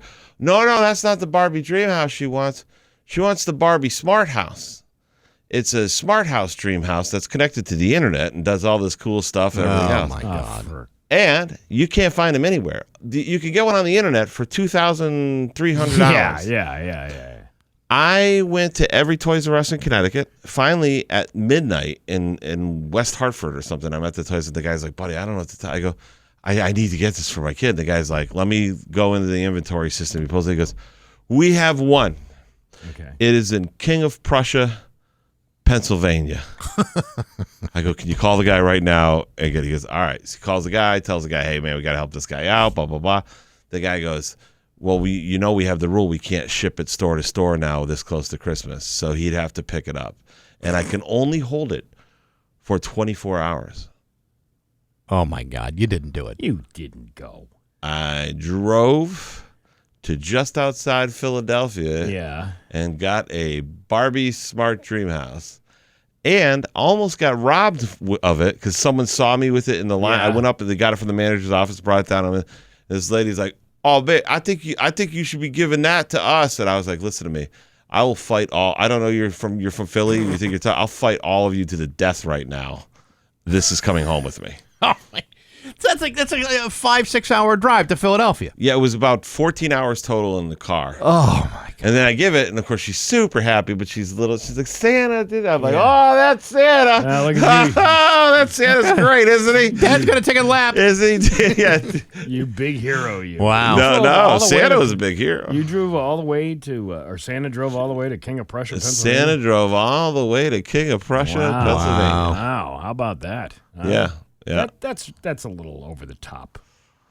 I don't think I would go that far. You know, that was at the age where... Well, apparently you don't love your children the way Marty does. No, that was at the age, like a certain... Well, and I told you, Christmas is always the big thing in my house, and that for kids, and that was... She was right in that wheelhouse of the age where Christmas is the thing, Now, she gives you a list of 155 different things, and I try to get as much as I can off the list, Meanwhile, Christmas dinner consisted of you splitting one single pea between all of you. I never got that either. You didn't have enough money after you spent it on the Barbie dream house. I never got that either. Like the families with the big Christmas turkey and all that stuff. Like we used to have like lasagna. All right, we got to wrap this up. It's 23 in downtown Springfield. I'm Steve Nagle, and that's the news I'm Rock 102. All done with your 7:54 with Bax and Nagle and Rock 102. Scott Zolak will be joining us in just a few minutes. I'm pretty sure we're talking about football. Oh, boy. Football? Yes, football. There's lots to talk about. We'll talk about Belichick. We'll talk about Taylor Swift. We'll talk about Bailey Zappi. Yeah, I don't care about any of those other people. Taylor Swift is where it's at. Who's going to be, apparently he was supposed to propose to her, but I don't think Bill Belichick's going to propose to Taylor Swift? No, Travis Kelce. Travis Kelce. Oh, well, yeah, but I don't know. I didn't hear any other news about that. That was supposed to be her birthday surprise. I don't know. I'm going to bet he's going to wait until Christmas. That's so? Yeah, because I mean that's how you ruin Christmas for a whole family. When you he's going to draw the attention onto somebody else. He was unable to travel with her for her birthday because he was obviously preparing for a game. So sad. But hey, I could see him proposing on Christmas morning. You think that it's going to be this soon? Yeah, I think it's going to be this soon. I don't. You don't think so? I think this is the real thing. You think so? Oh, my God, yes. This is the real deal. They're going to get married. They're going to last for a couple of years, and they'll get divorced. She'll write a whole new era album. There will be a great album. Yeah, it'll be a whole box set. Yeah, that's true. Well, they say, you ever hear of the boyfriend effect or the girlfriend effect? No. When you're a man and you start dating a girl, you tend to look better to all the other women. Oh, that's already happened. All these women he's like a sex symbol now. Well, the opposite happens for a woman. when she gets a man, she starts to look, the theory is she starts to look worse than she did when she was single. Really? Yeah. So it's like this, I think it's one of these like insult suppression type of theories. I still think Taylor Swift's a pretty girl. That's another thing. I never looked at her like a sex symbol. They always talk about her in the... Yeah, no, she's never really been like a... My God, she's a pretty girl, and she's very talented. That's what I think of when I think of her. See, when I look at her approximate net worth, to me, she looks more and more attractive with every increasing dollar. Yeah, she just made $1 billion on this last tour. All I've ever wanted was for her to just say, she didn't even have to meet me. Just say she was dating me for a couple of hours. Oh, you'll be good. And then the money will just start coming in. You'll be set for life. Yeah. I could tell my story about how she told me she would be my girlfriend for a couple hours, and then she dumped me. Yeah. She wrote a song about it. If you had been smart as Travis Kelce and made her a friendship bracelet, that could have happened. It could have very well been. You are in radio too, buddy. Yeah. You're in her business. That and the other stack of 500,000 creepy old men, that would have been perfect. Yeah, but I can't offer her anything in this particular line of radio. We're a classic rock station. Most of our artists are dead. Listen. If you called her and you said, I need you to remake it, if you remake a Skynyrd album, I'll have you on 16 times a day, she would be like, I need the streaming money. That's fine. I'll remake a Skynyrd album. Yeah, Give Me 3 Steps. Can you redo Give Me 3 Steps? Yeah. It's Taylor's version? Yeah. I think we can make it happen. I honestly think that's a great idea. She should do a cover of a cover album of all classic rock singles. I think that would. And Dolly Parton just did it. Did she? Yeah, she did a bunch of rock songs. But that's my point. But Taylor doing it would expose a whole new audience to this. Yeah, sure. Little Led Zeppelin, Aerosmith, CCR. Oh, but there's enough love ballads out there where she could easily do that. Cover a whole album. It's 7:58. Scott Zolak up in just a few minutes at Rock 102. I love the nines. And now, Bax's View from the Couch, brought to you by Rocky's Ace Hardware. Good people, rock solid service at every Rocky's Ace Hardware. Hey, good morning, sports fans. How the heck are you? Folks, the game of basketball is very simple. You have a ball, you have a basket. The object of the game is to place the ball inside the basket in a frequent manner. There are other rules, too, traveling, clock violations, the double dribble, what have you. But by and large, any mouth-breathing idiot can figure out the basics of the game without that much difficulty. Unfortunately, there are those who simply do not understand the simplicity of the game and bring it upon themselves to make basketball a far more complicated affair than it should be. For example, yesterday, the NBA imposed an indefinite suspension of Draymond Green of Golden State Warriors for striking Jusuf Nurkic of the Phoenix Suns right in the face on Tuesday night. That by itself would not be enough to whip out an indefinite suspension, but when it's your third suspension of the year and you still have about 2 months away from the All-Star break, then perhaps you might have a little problem with impulse control. Either way, the NBA has suspended Green for his repeated history of unsportsmanlike behavior. Of course, the NBA didn't consider all the other suspensions he had in his career, 18 in all during just 11 years of NBA play, the most by any active player in the league. So there's a chance that sportsmanship isn't really the man's primary objective. But here's the thing about playing like a goon in the NBA. By being given an indefinite suspension, Draymond Green will be losing $154,000 per game, but that's only if the indefinite suspension is 20 games or less. If it goes beyond that, Green will lose nearly $203,000 per game.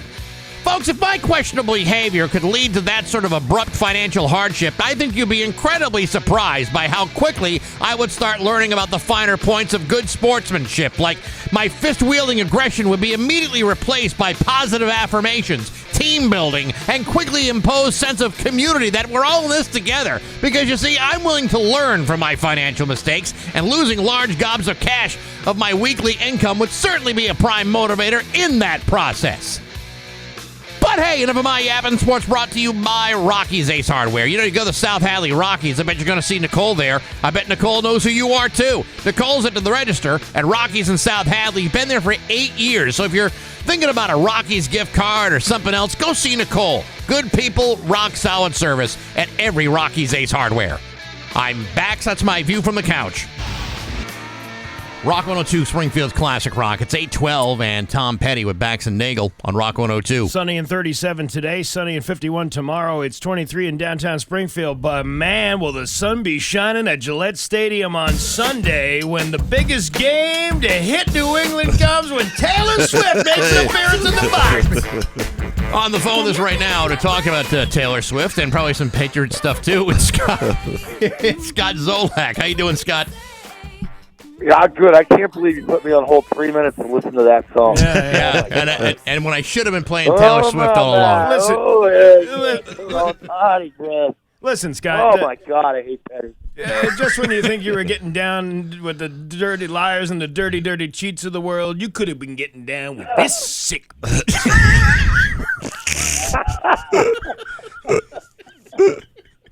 Oh, my God, stop. Hey, so we got a lot to unpack here this morning. Earlier this week. Oh, do we? Oh, no, we do. We do. We'll get right into the thick of it now. Earlier this week, NBC Boston reports that a decision has already been made, that Bill Belichick is gone after this season is over with. Now, I don't know how you feel. I know how I feel. I don't believe anything until I actually see it. Because now we're talking about someone says, I got an inside source. Well, you know what? You don't know who that inside source is. It could be the guy cleaning the toilets in Gillette Stadium. I don't know where this is coming from, but everyone seems to be jumping all over it. And to me, it's like, what can anyone really extract from this? I'm 100% with you. I don't believe a damn thing. I really don't. I'm around it. I'm around it close. The most impressive thing by covering this team for the 20-plus years that I have is they don't talk. And, you know, after the fact, we knew it was bad at the end with Tom and Bill, and, you know, Gronkowski didn't like it here at the end, and there's stuff. Nothing's said until it's done and it's over. Nobody talks. That's how they've kept it together so long. And you don't just respect each other, and there's a lot of that. I mean, Robert respects Bill. Bill respects Robert. He's the best owner. Bill's the best head coach. Yeah, do all things come to an end? Yeah, absolutely. Relationships don't last 24 years. But the best thing they've done over that time is not talk about others' business. And it could be a report. Somebody could be close to the team saying this, but that doesn't mean Robert, Jonathan, and Bill say it, because those are the only three people that know. And you know, even if someone did talk out of turn, I think you're right. I don't think anybody on that team has any idea what's going to happen. That includes Gerard Mayo. I don't think he has any clue what they're going to decide. He doesn't know. No, yeah. And I think ultimately what may happen, the only scenario that to me makes any kind of sense, is that you hire a general manager and allow Bill Belichick at least one more year to do something with this team. Well, we know it's the talent problem. That's the easiest thing to dissect through all this. And go back 5 weeks. Who the hell wasn't effing pissed off coming from Germany? 6-hour flight. Right. Awful interception. I mean, who wasn't ready to just take a bomb and throw it on that thing at that point? You know, it just seems like a little bit of the tide has turned here, where the team's not quitting. You see guys busting their ass. The defense is playing really well. Jabril Peppers and company are playing great. And all of a sudden you made the change of quarterbacks. You're moving the ball now on offense. Let's see what happens the next couple weeks.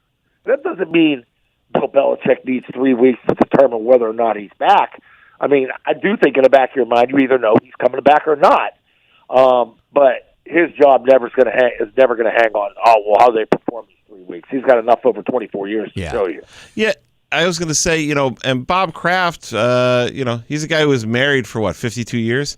So he's not exactly a quit-it guy, you know what I mean? And he's got 24-year track record of excellence with Bill, you know, the best run in the history of the game.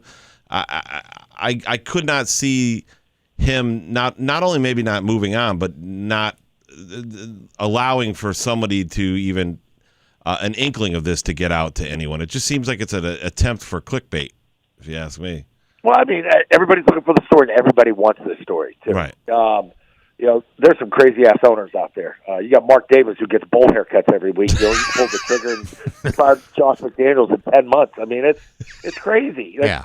When you establish a program, you need a good 3+ years to get your people in there to get in to what you want to do and how you want to run it. You got to give these guys some time. And some of these owners panic, and you look at what's going on in Carolina. How many different head coaches they've had? I think 6 over the course of these last 3 or 4 years. But you got to include the interim head coaches.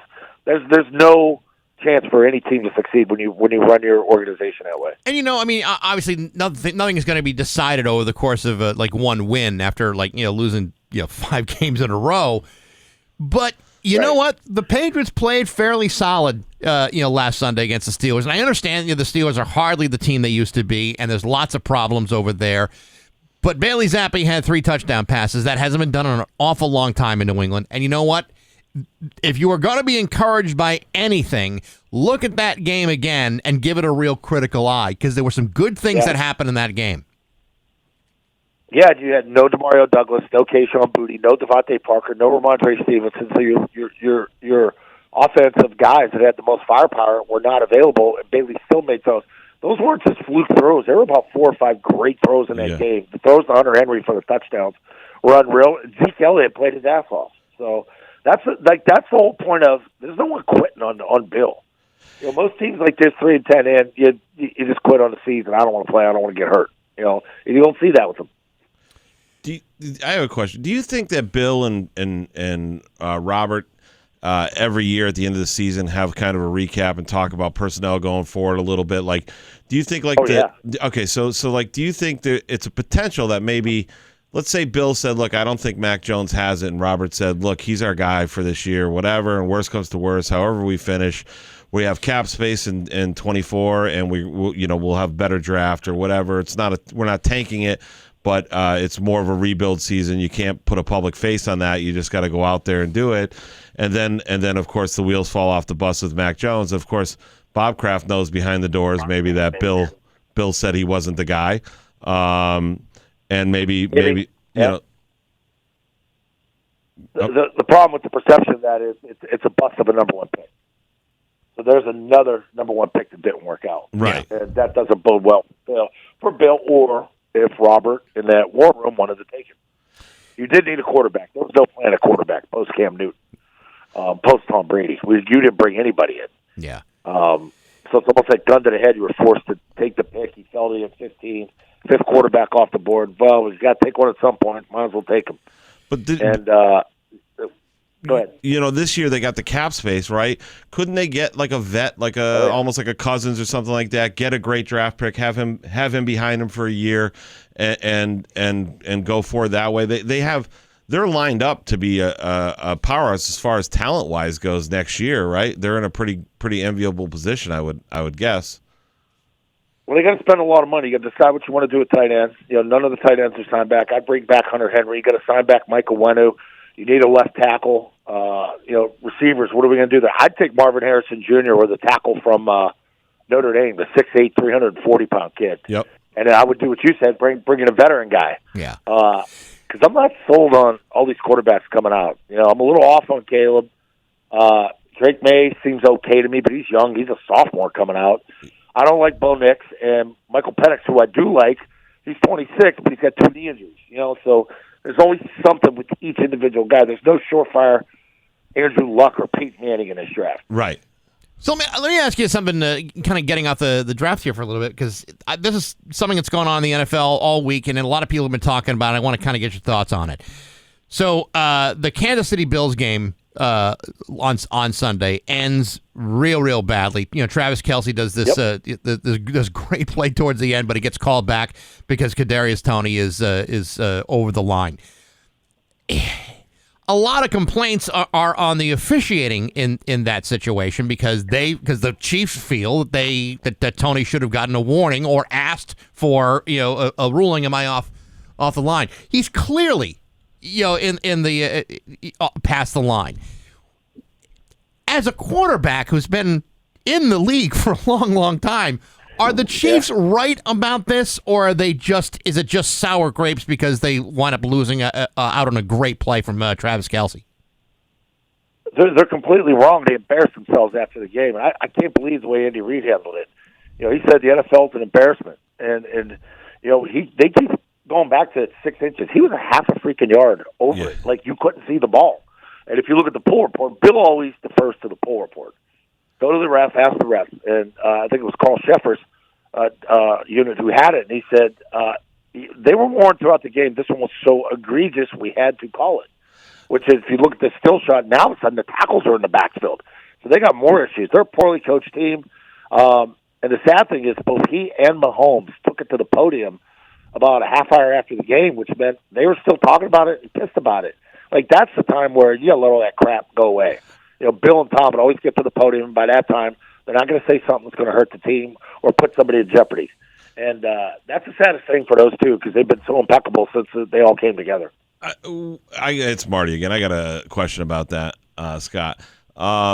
Is there any chance that both of them took it to the podium? Because if they changed the dialogue of the press and the country right now to, can you believe how wrong they were? No one's talking about their young receiving core and erasing the confidence they received. Almost like jumping on the grenade for their guy, you know? I think it's why you saw the frustration from Mahomes, you know, trying to go after him after the game. Like, I think he's so upset with what a bonehead rockhead that Kadarius Toney is, and he's not getting any other help other than Kelsey. It's his worst receiving crew he's had in years. Valdez-Scantling dropping that deep post, which would have been a win earlier in the year. Yeah. Tony dropped 5 balls week 1 against Miami. They've had a bad year. They're a 5-loss team that's reeling. They're 2 losses in a row, and I think Mahomes is starting to feel the heat a little bit. And it's going to be, you know, everything's been roses for him. He hasn't had that type of adversity. You know, he hasn't played a playoff game away from Arrowhead. So it's the first time in his career that he's going to have to play a playoff game away from Arrowhead, and we'll see how he handles it. All right. Well, Kansas City, New England on Sunday. It's going to be the perfect night to dress up like hipsters and make fun of your exes and breakfast at midnight, falling in love with strangers. And I don't know about you, but I'm feeling the score is going to be 22 Kansas. Nothing Patriots. Why are you going to be so mean? Man, he's not playing football anymore, but he still delivers a touchdown. All we have to do offensively is avoid that blank space on that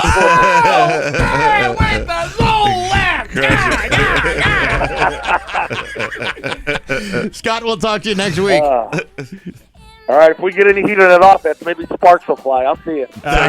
Scott Zolak with Bax and Nagle at Rock 102. Live in concert, Saturday nights at 9 on Rock 102. With Bax and Nagle and Rock 102. Dan Brown will give you the forecast because he's waiting. He's just waiting to do it. Oh, yeah. Hey, just so everybody is clear, there's a comedy show with dinner tonight at the Loft Comedy Club for $25 because it's a special show. It's a special show. Yoshi Obayashi from Joe Rogan Experience, HBO, Showtime, Tom Segura's Your Mom's House podcast. He is going to be in town. I got a great lineup. There is Smokehouse Maple Chicken with rice pilaf and buttered corn, which is the real star of the show. And it's going to be one heck of a good time. So instead of coming home from work and being like, let me cook, let me slave over a stove, you know, why don't, for the price of basically a meal deal at a Subway or a Chipotle, why don't you come out and get yourself a nice, well-cooked meal and have some laughs. Listen to you sell the sizzle of that whole stage program. It's got to be a good night. Yeah, you know, yeah, really good. Yeah, I'll tell you though, it's been a good run the last month or so, right? I mean, it's been super fun. Well, that's only because I've been there. Yeah, listen, you kicked not it off to the first time around. Not to toot my own horn, which I will. Toot, I just tooted it. Yeah. Beep, beep. Yeah, beep, beep. Yeah. Yeah. No, you kicked it off with that first time that you came through, and then the weather changed, the crowd started coming. You delivered last week. You did great. So now, we're moving on. We're getting bigger, better. You bring up the toot toot and the beep beep. I'm all the R. Kelly without the urine. Oh God! Just the vinegar. Yeah, just the vinegar. But you got the spacious closet. So you got that too. Yeah, there you go. We got news next to Rock 102. Here's your Western Mass News. 8:33 with Bax and Nagle on Rock 102. It's time for news, and it is brought to you by Gary Rome Hyundai. Technicians get up to a $5,000 sign-on bonus right now. Learn more at GaryRomeHyundai.com/family. His local radio icon, Steve Nagle. Now I got Ignition remix in my head. Give me some of that toot toot. You gonna beep beep. Running your hands. Yeah. Okay. Yeah. We got this S bouncing, baby. That's Whatever how- happened to that guy? Hey, you know what? He got it. Just nostalgic. He was great. He was so good. I think he had uromycetitis. Really? I heard he was involved in some children's charities. I'm not even sure. I don't know. I'm not sure if he was or not, but I don't think he's going to be around for a while. If anyone could have saved himself some trouble by having a diaper fetish, it was that guy. Yeah, no kidding. A Worcester federal jury has found 2 former Massachusetts State Police troopers guilty of conspiracy and fraud in connection with an overtime pay scheme, according to the Mass U.S. Attorney's Office. Former Sergeant William Robertson, 61 of Westboro, and former Lieutenant Daniel Griffin of Belmont were each convicted of 1 count of conspiracy, 1 count of concerning a federal program, and 4 counts of wire fraud. They were indicted by a federal grand jury back in December of 2020. From 2015 through 2018, Griffin, Robertson, and other troopers at State Police headquarters in Framingham conspired to steal thousands of dollars in overtime pay, according to the U.S. Attorney's Office. They said they did so regularly by arriving late to and leaving early from overtime shifts, which is pretty much how everybody else in the country does their overtime. I don't know. I mean, state cops in an overtime scandal? I thought I'd never live to see the day. Shocked. As a result, Knocked me over with a feather. As a result, from 2015 through 2017, Griffin made just under $675,000. All right. Now it makes sense. Yeah. I was thinking maybe $3,000-$4,000 or something like that. No, $675 in 2 years. How too. dumb are you where you're like, yeah, Jay, I made 5 times what the governor made this year? Yeah. That might set off a couple of whistles, a couple of bells. Well, they say the highest paid state employee is usually the head basketball coach Yeah, exactly. at a major state university. Well, or I think the president of UMass, Usually Dr. the Subswamy. He makes a good like yeah. $800,000-$900,000. Yeah. a little more responsibility than directed road work. I mean, the thing I don't understand is, okay, you can't be stupid and be a state cop. I mean, it is a very, very difficult job. It's not easy to get, and when you get it, good for you. Right. At what point do you say, I wonder if all this overtime I'm getting is going to cause any red flags? Yeah, probably. I mean, I would think at some point you say, all right, I need to start saying no. That's what I was going to say. Like, once you're... Like once you're around $250,000, you're probably like, I don't want to be the top guy on that list. I don't want to be the highest blade of grass, if you will. Yeah. But it's like these guys just went for it. They must have been like their last year before retirement or whatever. That's the other thing you got to keep in mind. As a retiree, you get paid like, what is it, 70 or 80% of your top 3 years? Is Mass like Connecticut? 80%. 80% of your top 3 years. So you're going to tell me your last couple of years you cranked that thing up to $500,000 and that's how you retire and no one's going to say anything about it? Right. And no pun intended, but pigs get fat.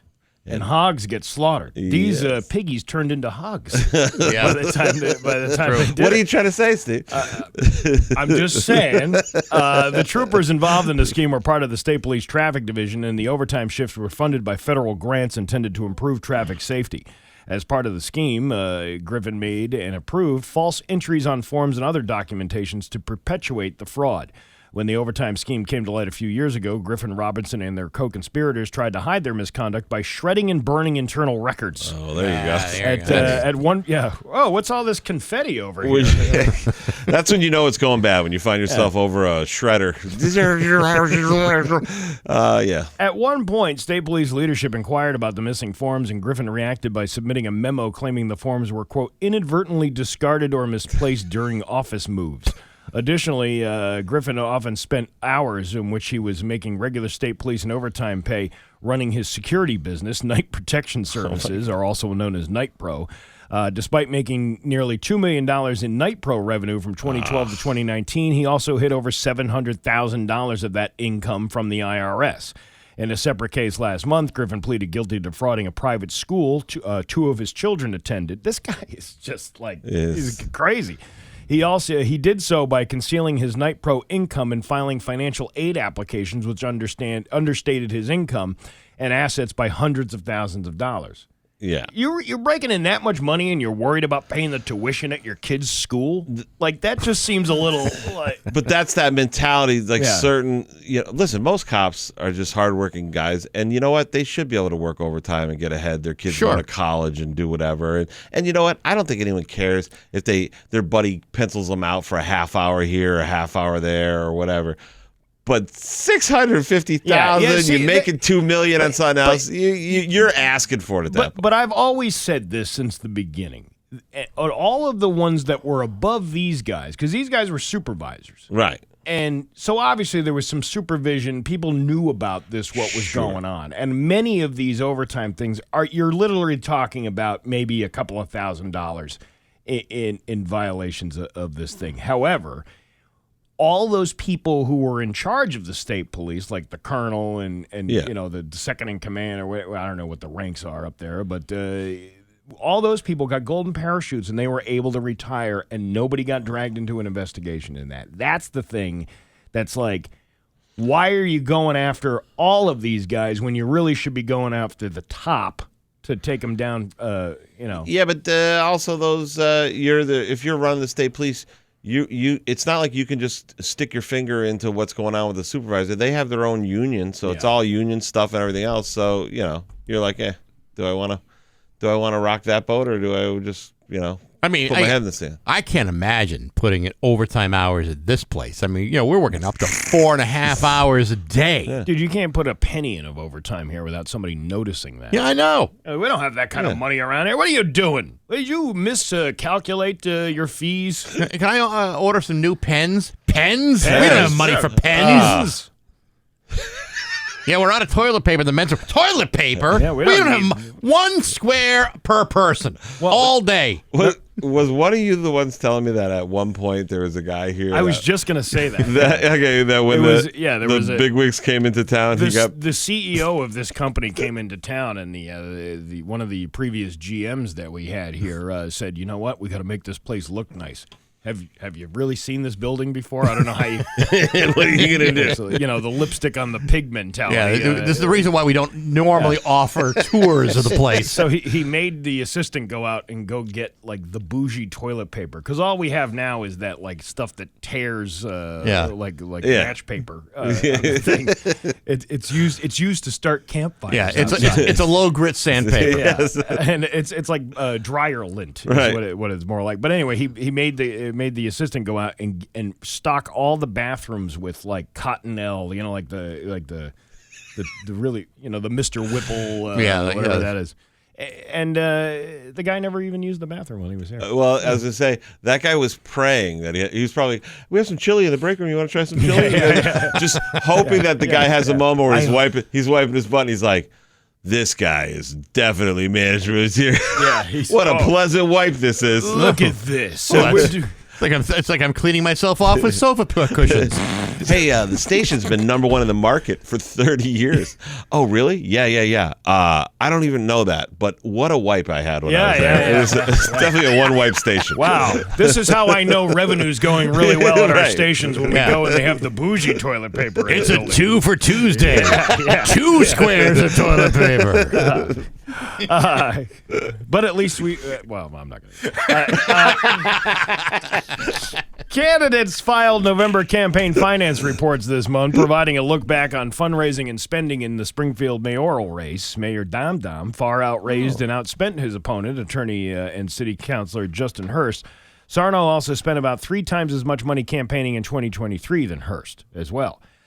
This year, Sarno spent $550,000, while Hurst spent roughly $185,000. Fish sandwiches. That's a lot. That's a lot. How much? 180,000. 185,000 versus 550,000. Is that 18,000 fish sandwiches? It's quite a bit of fish sandwiches. In 2023, Sarno raised more than 280,000. He started the year with 300 in the bank. Sarno did not immediately reply a request for comment. Hurst raised 150,000 in 2023, including nearly 7,000 he loaned to his campaign in late October and early November. He started the year with $37,000. See, but this is kind of the problem because, while the Hearsts last week or last month were complaining that, they weren't getting enough support within their own community. Oh, I saw that. You can't. It is almost impossible to beat an incumbent in any political race, especially in Massachusetts. I mean, how is any candidate supposed to go against, that kind of money? It's really, Say what you want about who supported Justin Hearst or not. That's irrelevant. When he's facing an incumbent with that much capital behind his campaign, I don't care who you are or what you have to say or what your points may be. That's a real tall order. Well, 100%. And New Englanders hate change, right? If things are going fine, we'll just keep it down. That's always what I get when I go to the restaurant. That's what I get. Keep it things. It's almost the same with politicians in New England. They go, hey, the streets are clean. Dom's doing a good job. My taxes aren't going up. That's fine. You have to make a very compelling case to knock them out. And when I read that dumb thing. I heard you guys talk a little bit about it on the air. I read that article. And one of the things that jumped out at me was throughout that whole article, and it was written by a father about his son, there was nothing talking about the qualifications that I recalled where something jumped out at me that he was saying about my son, like my son did this and this and this and this, where I went, wow, they really did miss out on this candidate. What basically I saw was this guy's bad, he's white. My black friend should support him. You're right. You're absolutely right. There was no substance to what this candidate offered. That right, this other is than why he was black and why you should vote for him. Yeah, this is why you should vote for him because he wants to curb taxes in the city or this and make a better life for the people around. It was this you didn't do it because you didn't like us. Right. And good for Talbot Swan or whatever the guy there for answering the way he answered. Bishop Swan's intention of what he said on his radio show and in his press release. I completely agree with him. Yep. Totally agree. We have a guest coming in here, so we'll take a break and we'll come back and we'll deal with that. It's 24 in downtown Springfield. I'm Steve Nagle, and that's the news on Rock 102. Oh, yeah. Rock 102, Springfield's Classic Rock. It's 8:52 in Skinnerd with Bax and Nagle on Rock 102. Going to be sunny today with a high of 37. Tomorrow, sunny with a high of 51. It's 24 right now in downtown Springfield. Cassie Doty from Hilltown Chic is here, and it's good to see you. Good to see you guys. How are you? And actually, more importantly, Frank is here. Frank is here. Frank is in the building. Not to say that you're not important, but I think we're all in love with Frank here. Frank the dog. That's a good dog. It's kind of our everyday. Everyone's, hey, Frank, and Frank's mom's here. That's cool. So everyone kind of pushes you aside. All right, Cassie, nice to see you. Let's talk about Frank. Hey, Frank. Yeah, let's talk about Frank. You're raising some money for the local animal shelters out in Westfield, right? Yep. So at the store until Christmas, we're going to give 10% off your entire purchase. You bring any type of donation for the local animal shelters in Westfield. Today, actually, we're going to do something special in honor of you guys because you're Frank's heroes. Ooh. Give 20% of today's total sales in raffle prizes, gift cards, and donation to all the shelters to help raise money as well. Oh, awesome. The idea that Steve and I are Frank's heroes. Frank needs to get out more. I mean, if he's hanging his hat on Steve and I being like superheroes, you got to wonder about Frank's. He's assaulting Marty. He is. But he's having a good time over there. Yeah, Marty loves that stuff.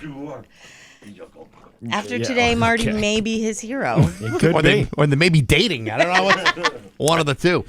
So for anyone who hasn't been to Hilltown Chic, it's actually a very cool store. Tell us a little bit about what you guys got going on over there. So we opened in 2020 with the point of making everybody laugh and being able to shop affordably. Funny, unique gifts. People that have everything definitely don't have what we have in this store. There's different snarky, funny products. We kind of call it the Bad Moms Club. And we actually had a customer yesterday let us know that it's her thought bubbles at work that she can't say out loud. Oh. Yeah. Every time you post pictures of stuff in the store, I'm going, my wife would love all of that stuff. It's great stuff. I want the shirt that says "Drink Up, Bitches."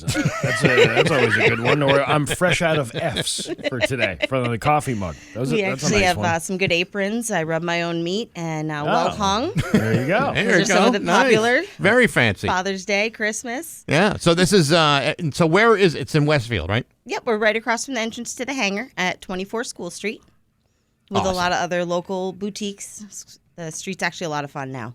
Yeah, and That's cool. And, I'm assuming you're involved with some of the animal shelters in Westfield. Is there a need now for this time of year for those? Yeah, it's tough. A lot of people are going after, wanting puppies and things like that for Christmas, and some of these animals don't find homes right away. How do you wrap a puppy up in? Do you have gift wrap for that at the store? I don't. I could figure it out. Maybe we'll try with Frank today. Yeah. It is meet and greet until 3 o'clock. So I was swing by. led to believe you're not supposed to actually wrap live animals in paper. Off the air, Cassie, you mentioned that he had the outfit, the Cousin Eddie outfit, and you could go along with that because didn't the aunt wrap up the cat in the box? So Absolutely we did. could wrap up a dog in the box. Maybe Why that'll not? be today's photo shoot, actually. Could be, yeah, could absolutely be. Does he eat hamburger helper all by itself? I don't know. We might have to try, though. Yeah, sounds pretty darn good. So 20% off today. Yep. And then 10% off until Christmas. Yep, when you bring a donation, but also 20% of today's sales we're going to donate from us to the shelters. Now, what kind of donations are you looking for? Purely monetary or items or what specifically? You can bring anything. They need blankets, treats, toys, things to make them feel at home. They do a nice job of setting up each room for these animals a little different with chairs, couches, cots. So some blankets and toys and stuff to keep them entertained would be really nice. So not like a Visa gift card or anything for a dog. I can't. They don't have like any pockets to put those in. What do you think they are? Rock 102 managers? Yeah. They might go to Chewy.com, but if we do get some of those will go straight to the animal shelter so they can use it for something. I'm just having a hard time picturing Frank trying to use the chip card. At the, Come on, point of tap sale. it, Frank. Yeah. Tap it. Come on, Frank. That's all you got to do is just tap it in your mouth. There you go. I can tell you guys firsthand. Cassie and I have been friends forever. She actually used to work at the old comic book. Who aren't you friends with? I have a lot of friends. You ever met anybody for the very first time? No, but we worked together at Cabot for years, right? Long and time. when she opened her business, I went up there. It was right around Christmas time, and one I of the went first up ones. and I bought. You don't expect that you're gonna have so much, but I was buying stuff for myself because this is hilarious, that's funny, this is great, there's all sorts. Do you still have the soaps and all that stuff too? She's got everything in the place. It's an awesome store. Honestly, it's worth it. I only met Cassie a few years ago, and she's my hero, but I can't say why. I know, but she knows. Yeah, she knows. When she says the dog, we're the dog's heroes. Believe you me, we praise you every single day, Cassie. Day. Like you have no I idea. appreciate it. And the Thank funny you. part about it is every time we see her, that's the thing we talk about. Thank you so much. You have no idea. You have no idea. All right, so Hilltown Chic again in Westfield, 20% off, or 20% of sales today will go to the Westfield Animal Shelters, and then 10% for every day after that till Christmas, right? Yep. Awesome. Also, we are closing a little early today. It's our holiday party for my employees, and we're going to the Loft Comedy Club. Did you realize there's a comedy show and dinner for $25? I did. Actually, we already got all of our tickets, and we're heading there tonight. So we're going to close at 5 tonight. So make sure you get there early. Really excited, by the way, that you made a smart decision that more small business owners should make and said, hey, rather than rent out a place and do all this, I can just do $25 a head, have dinner, and a great show for my staff.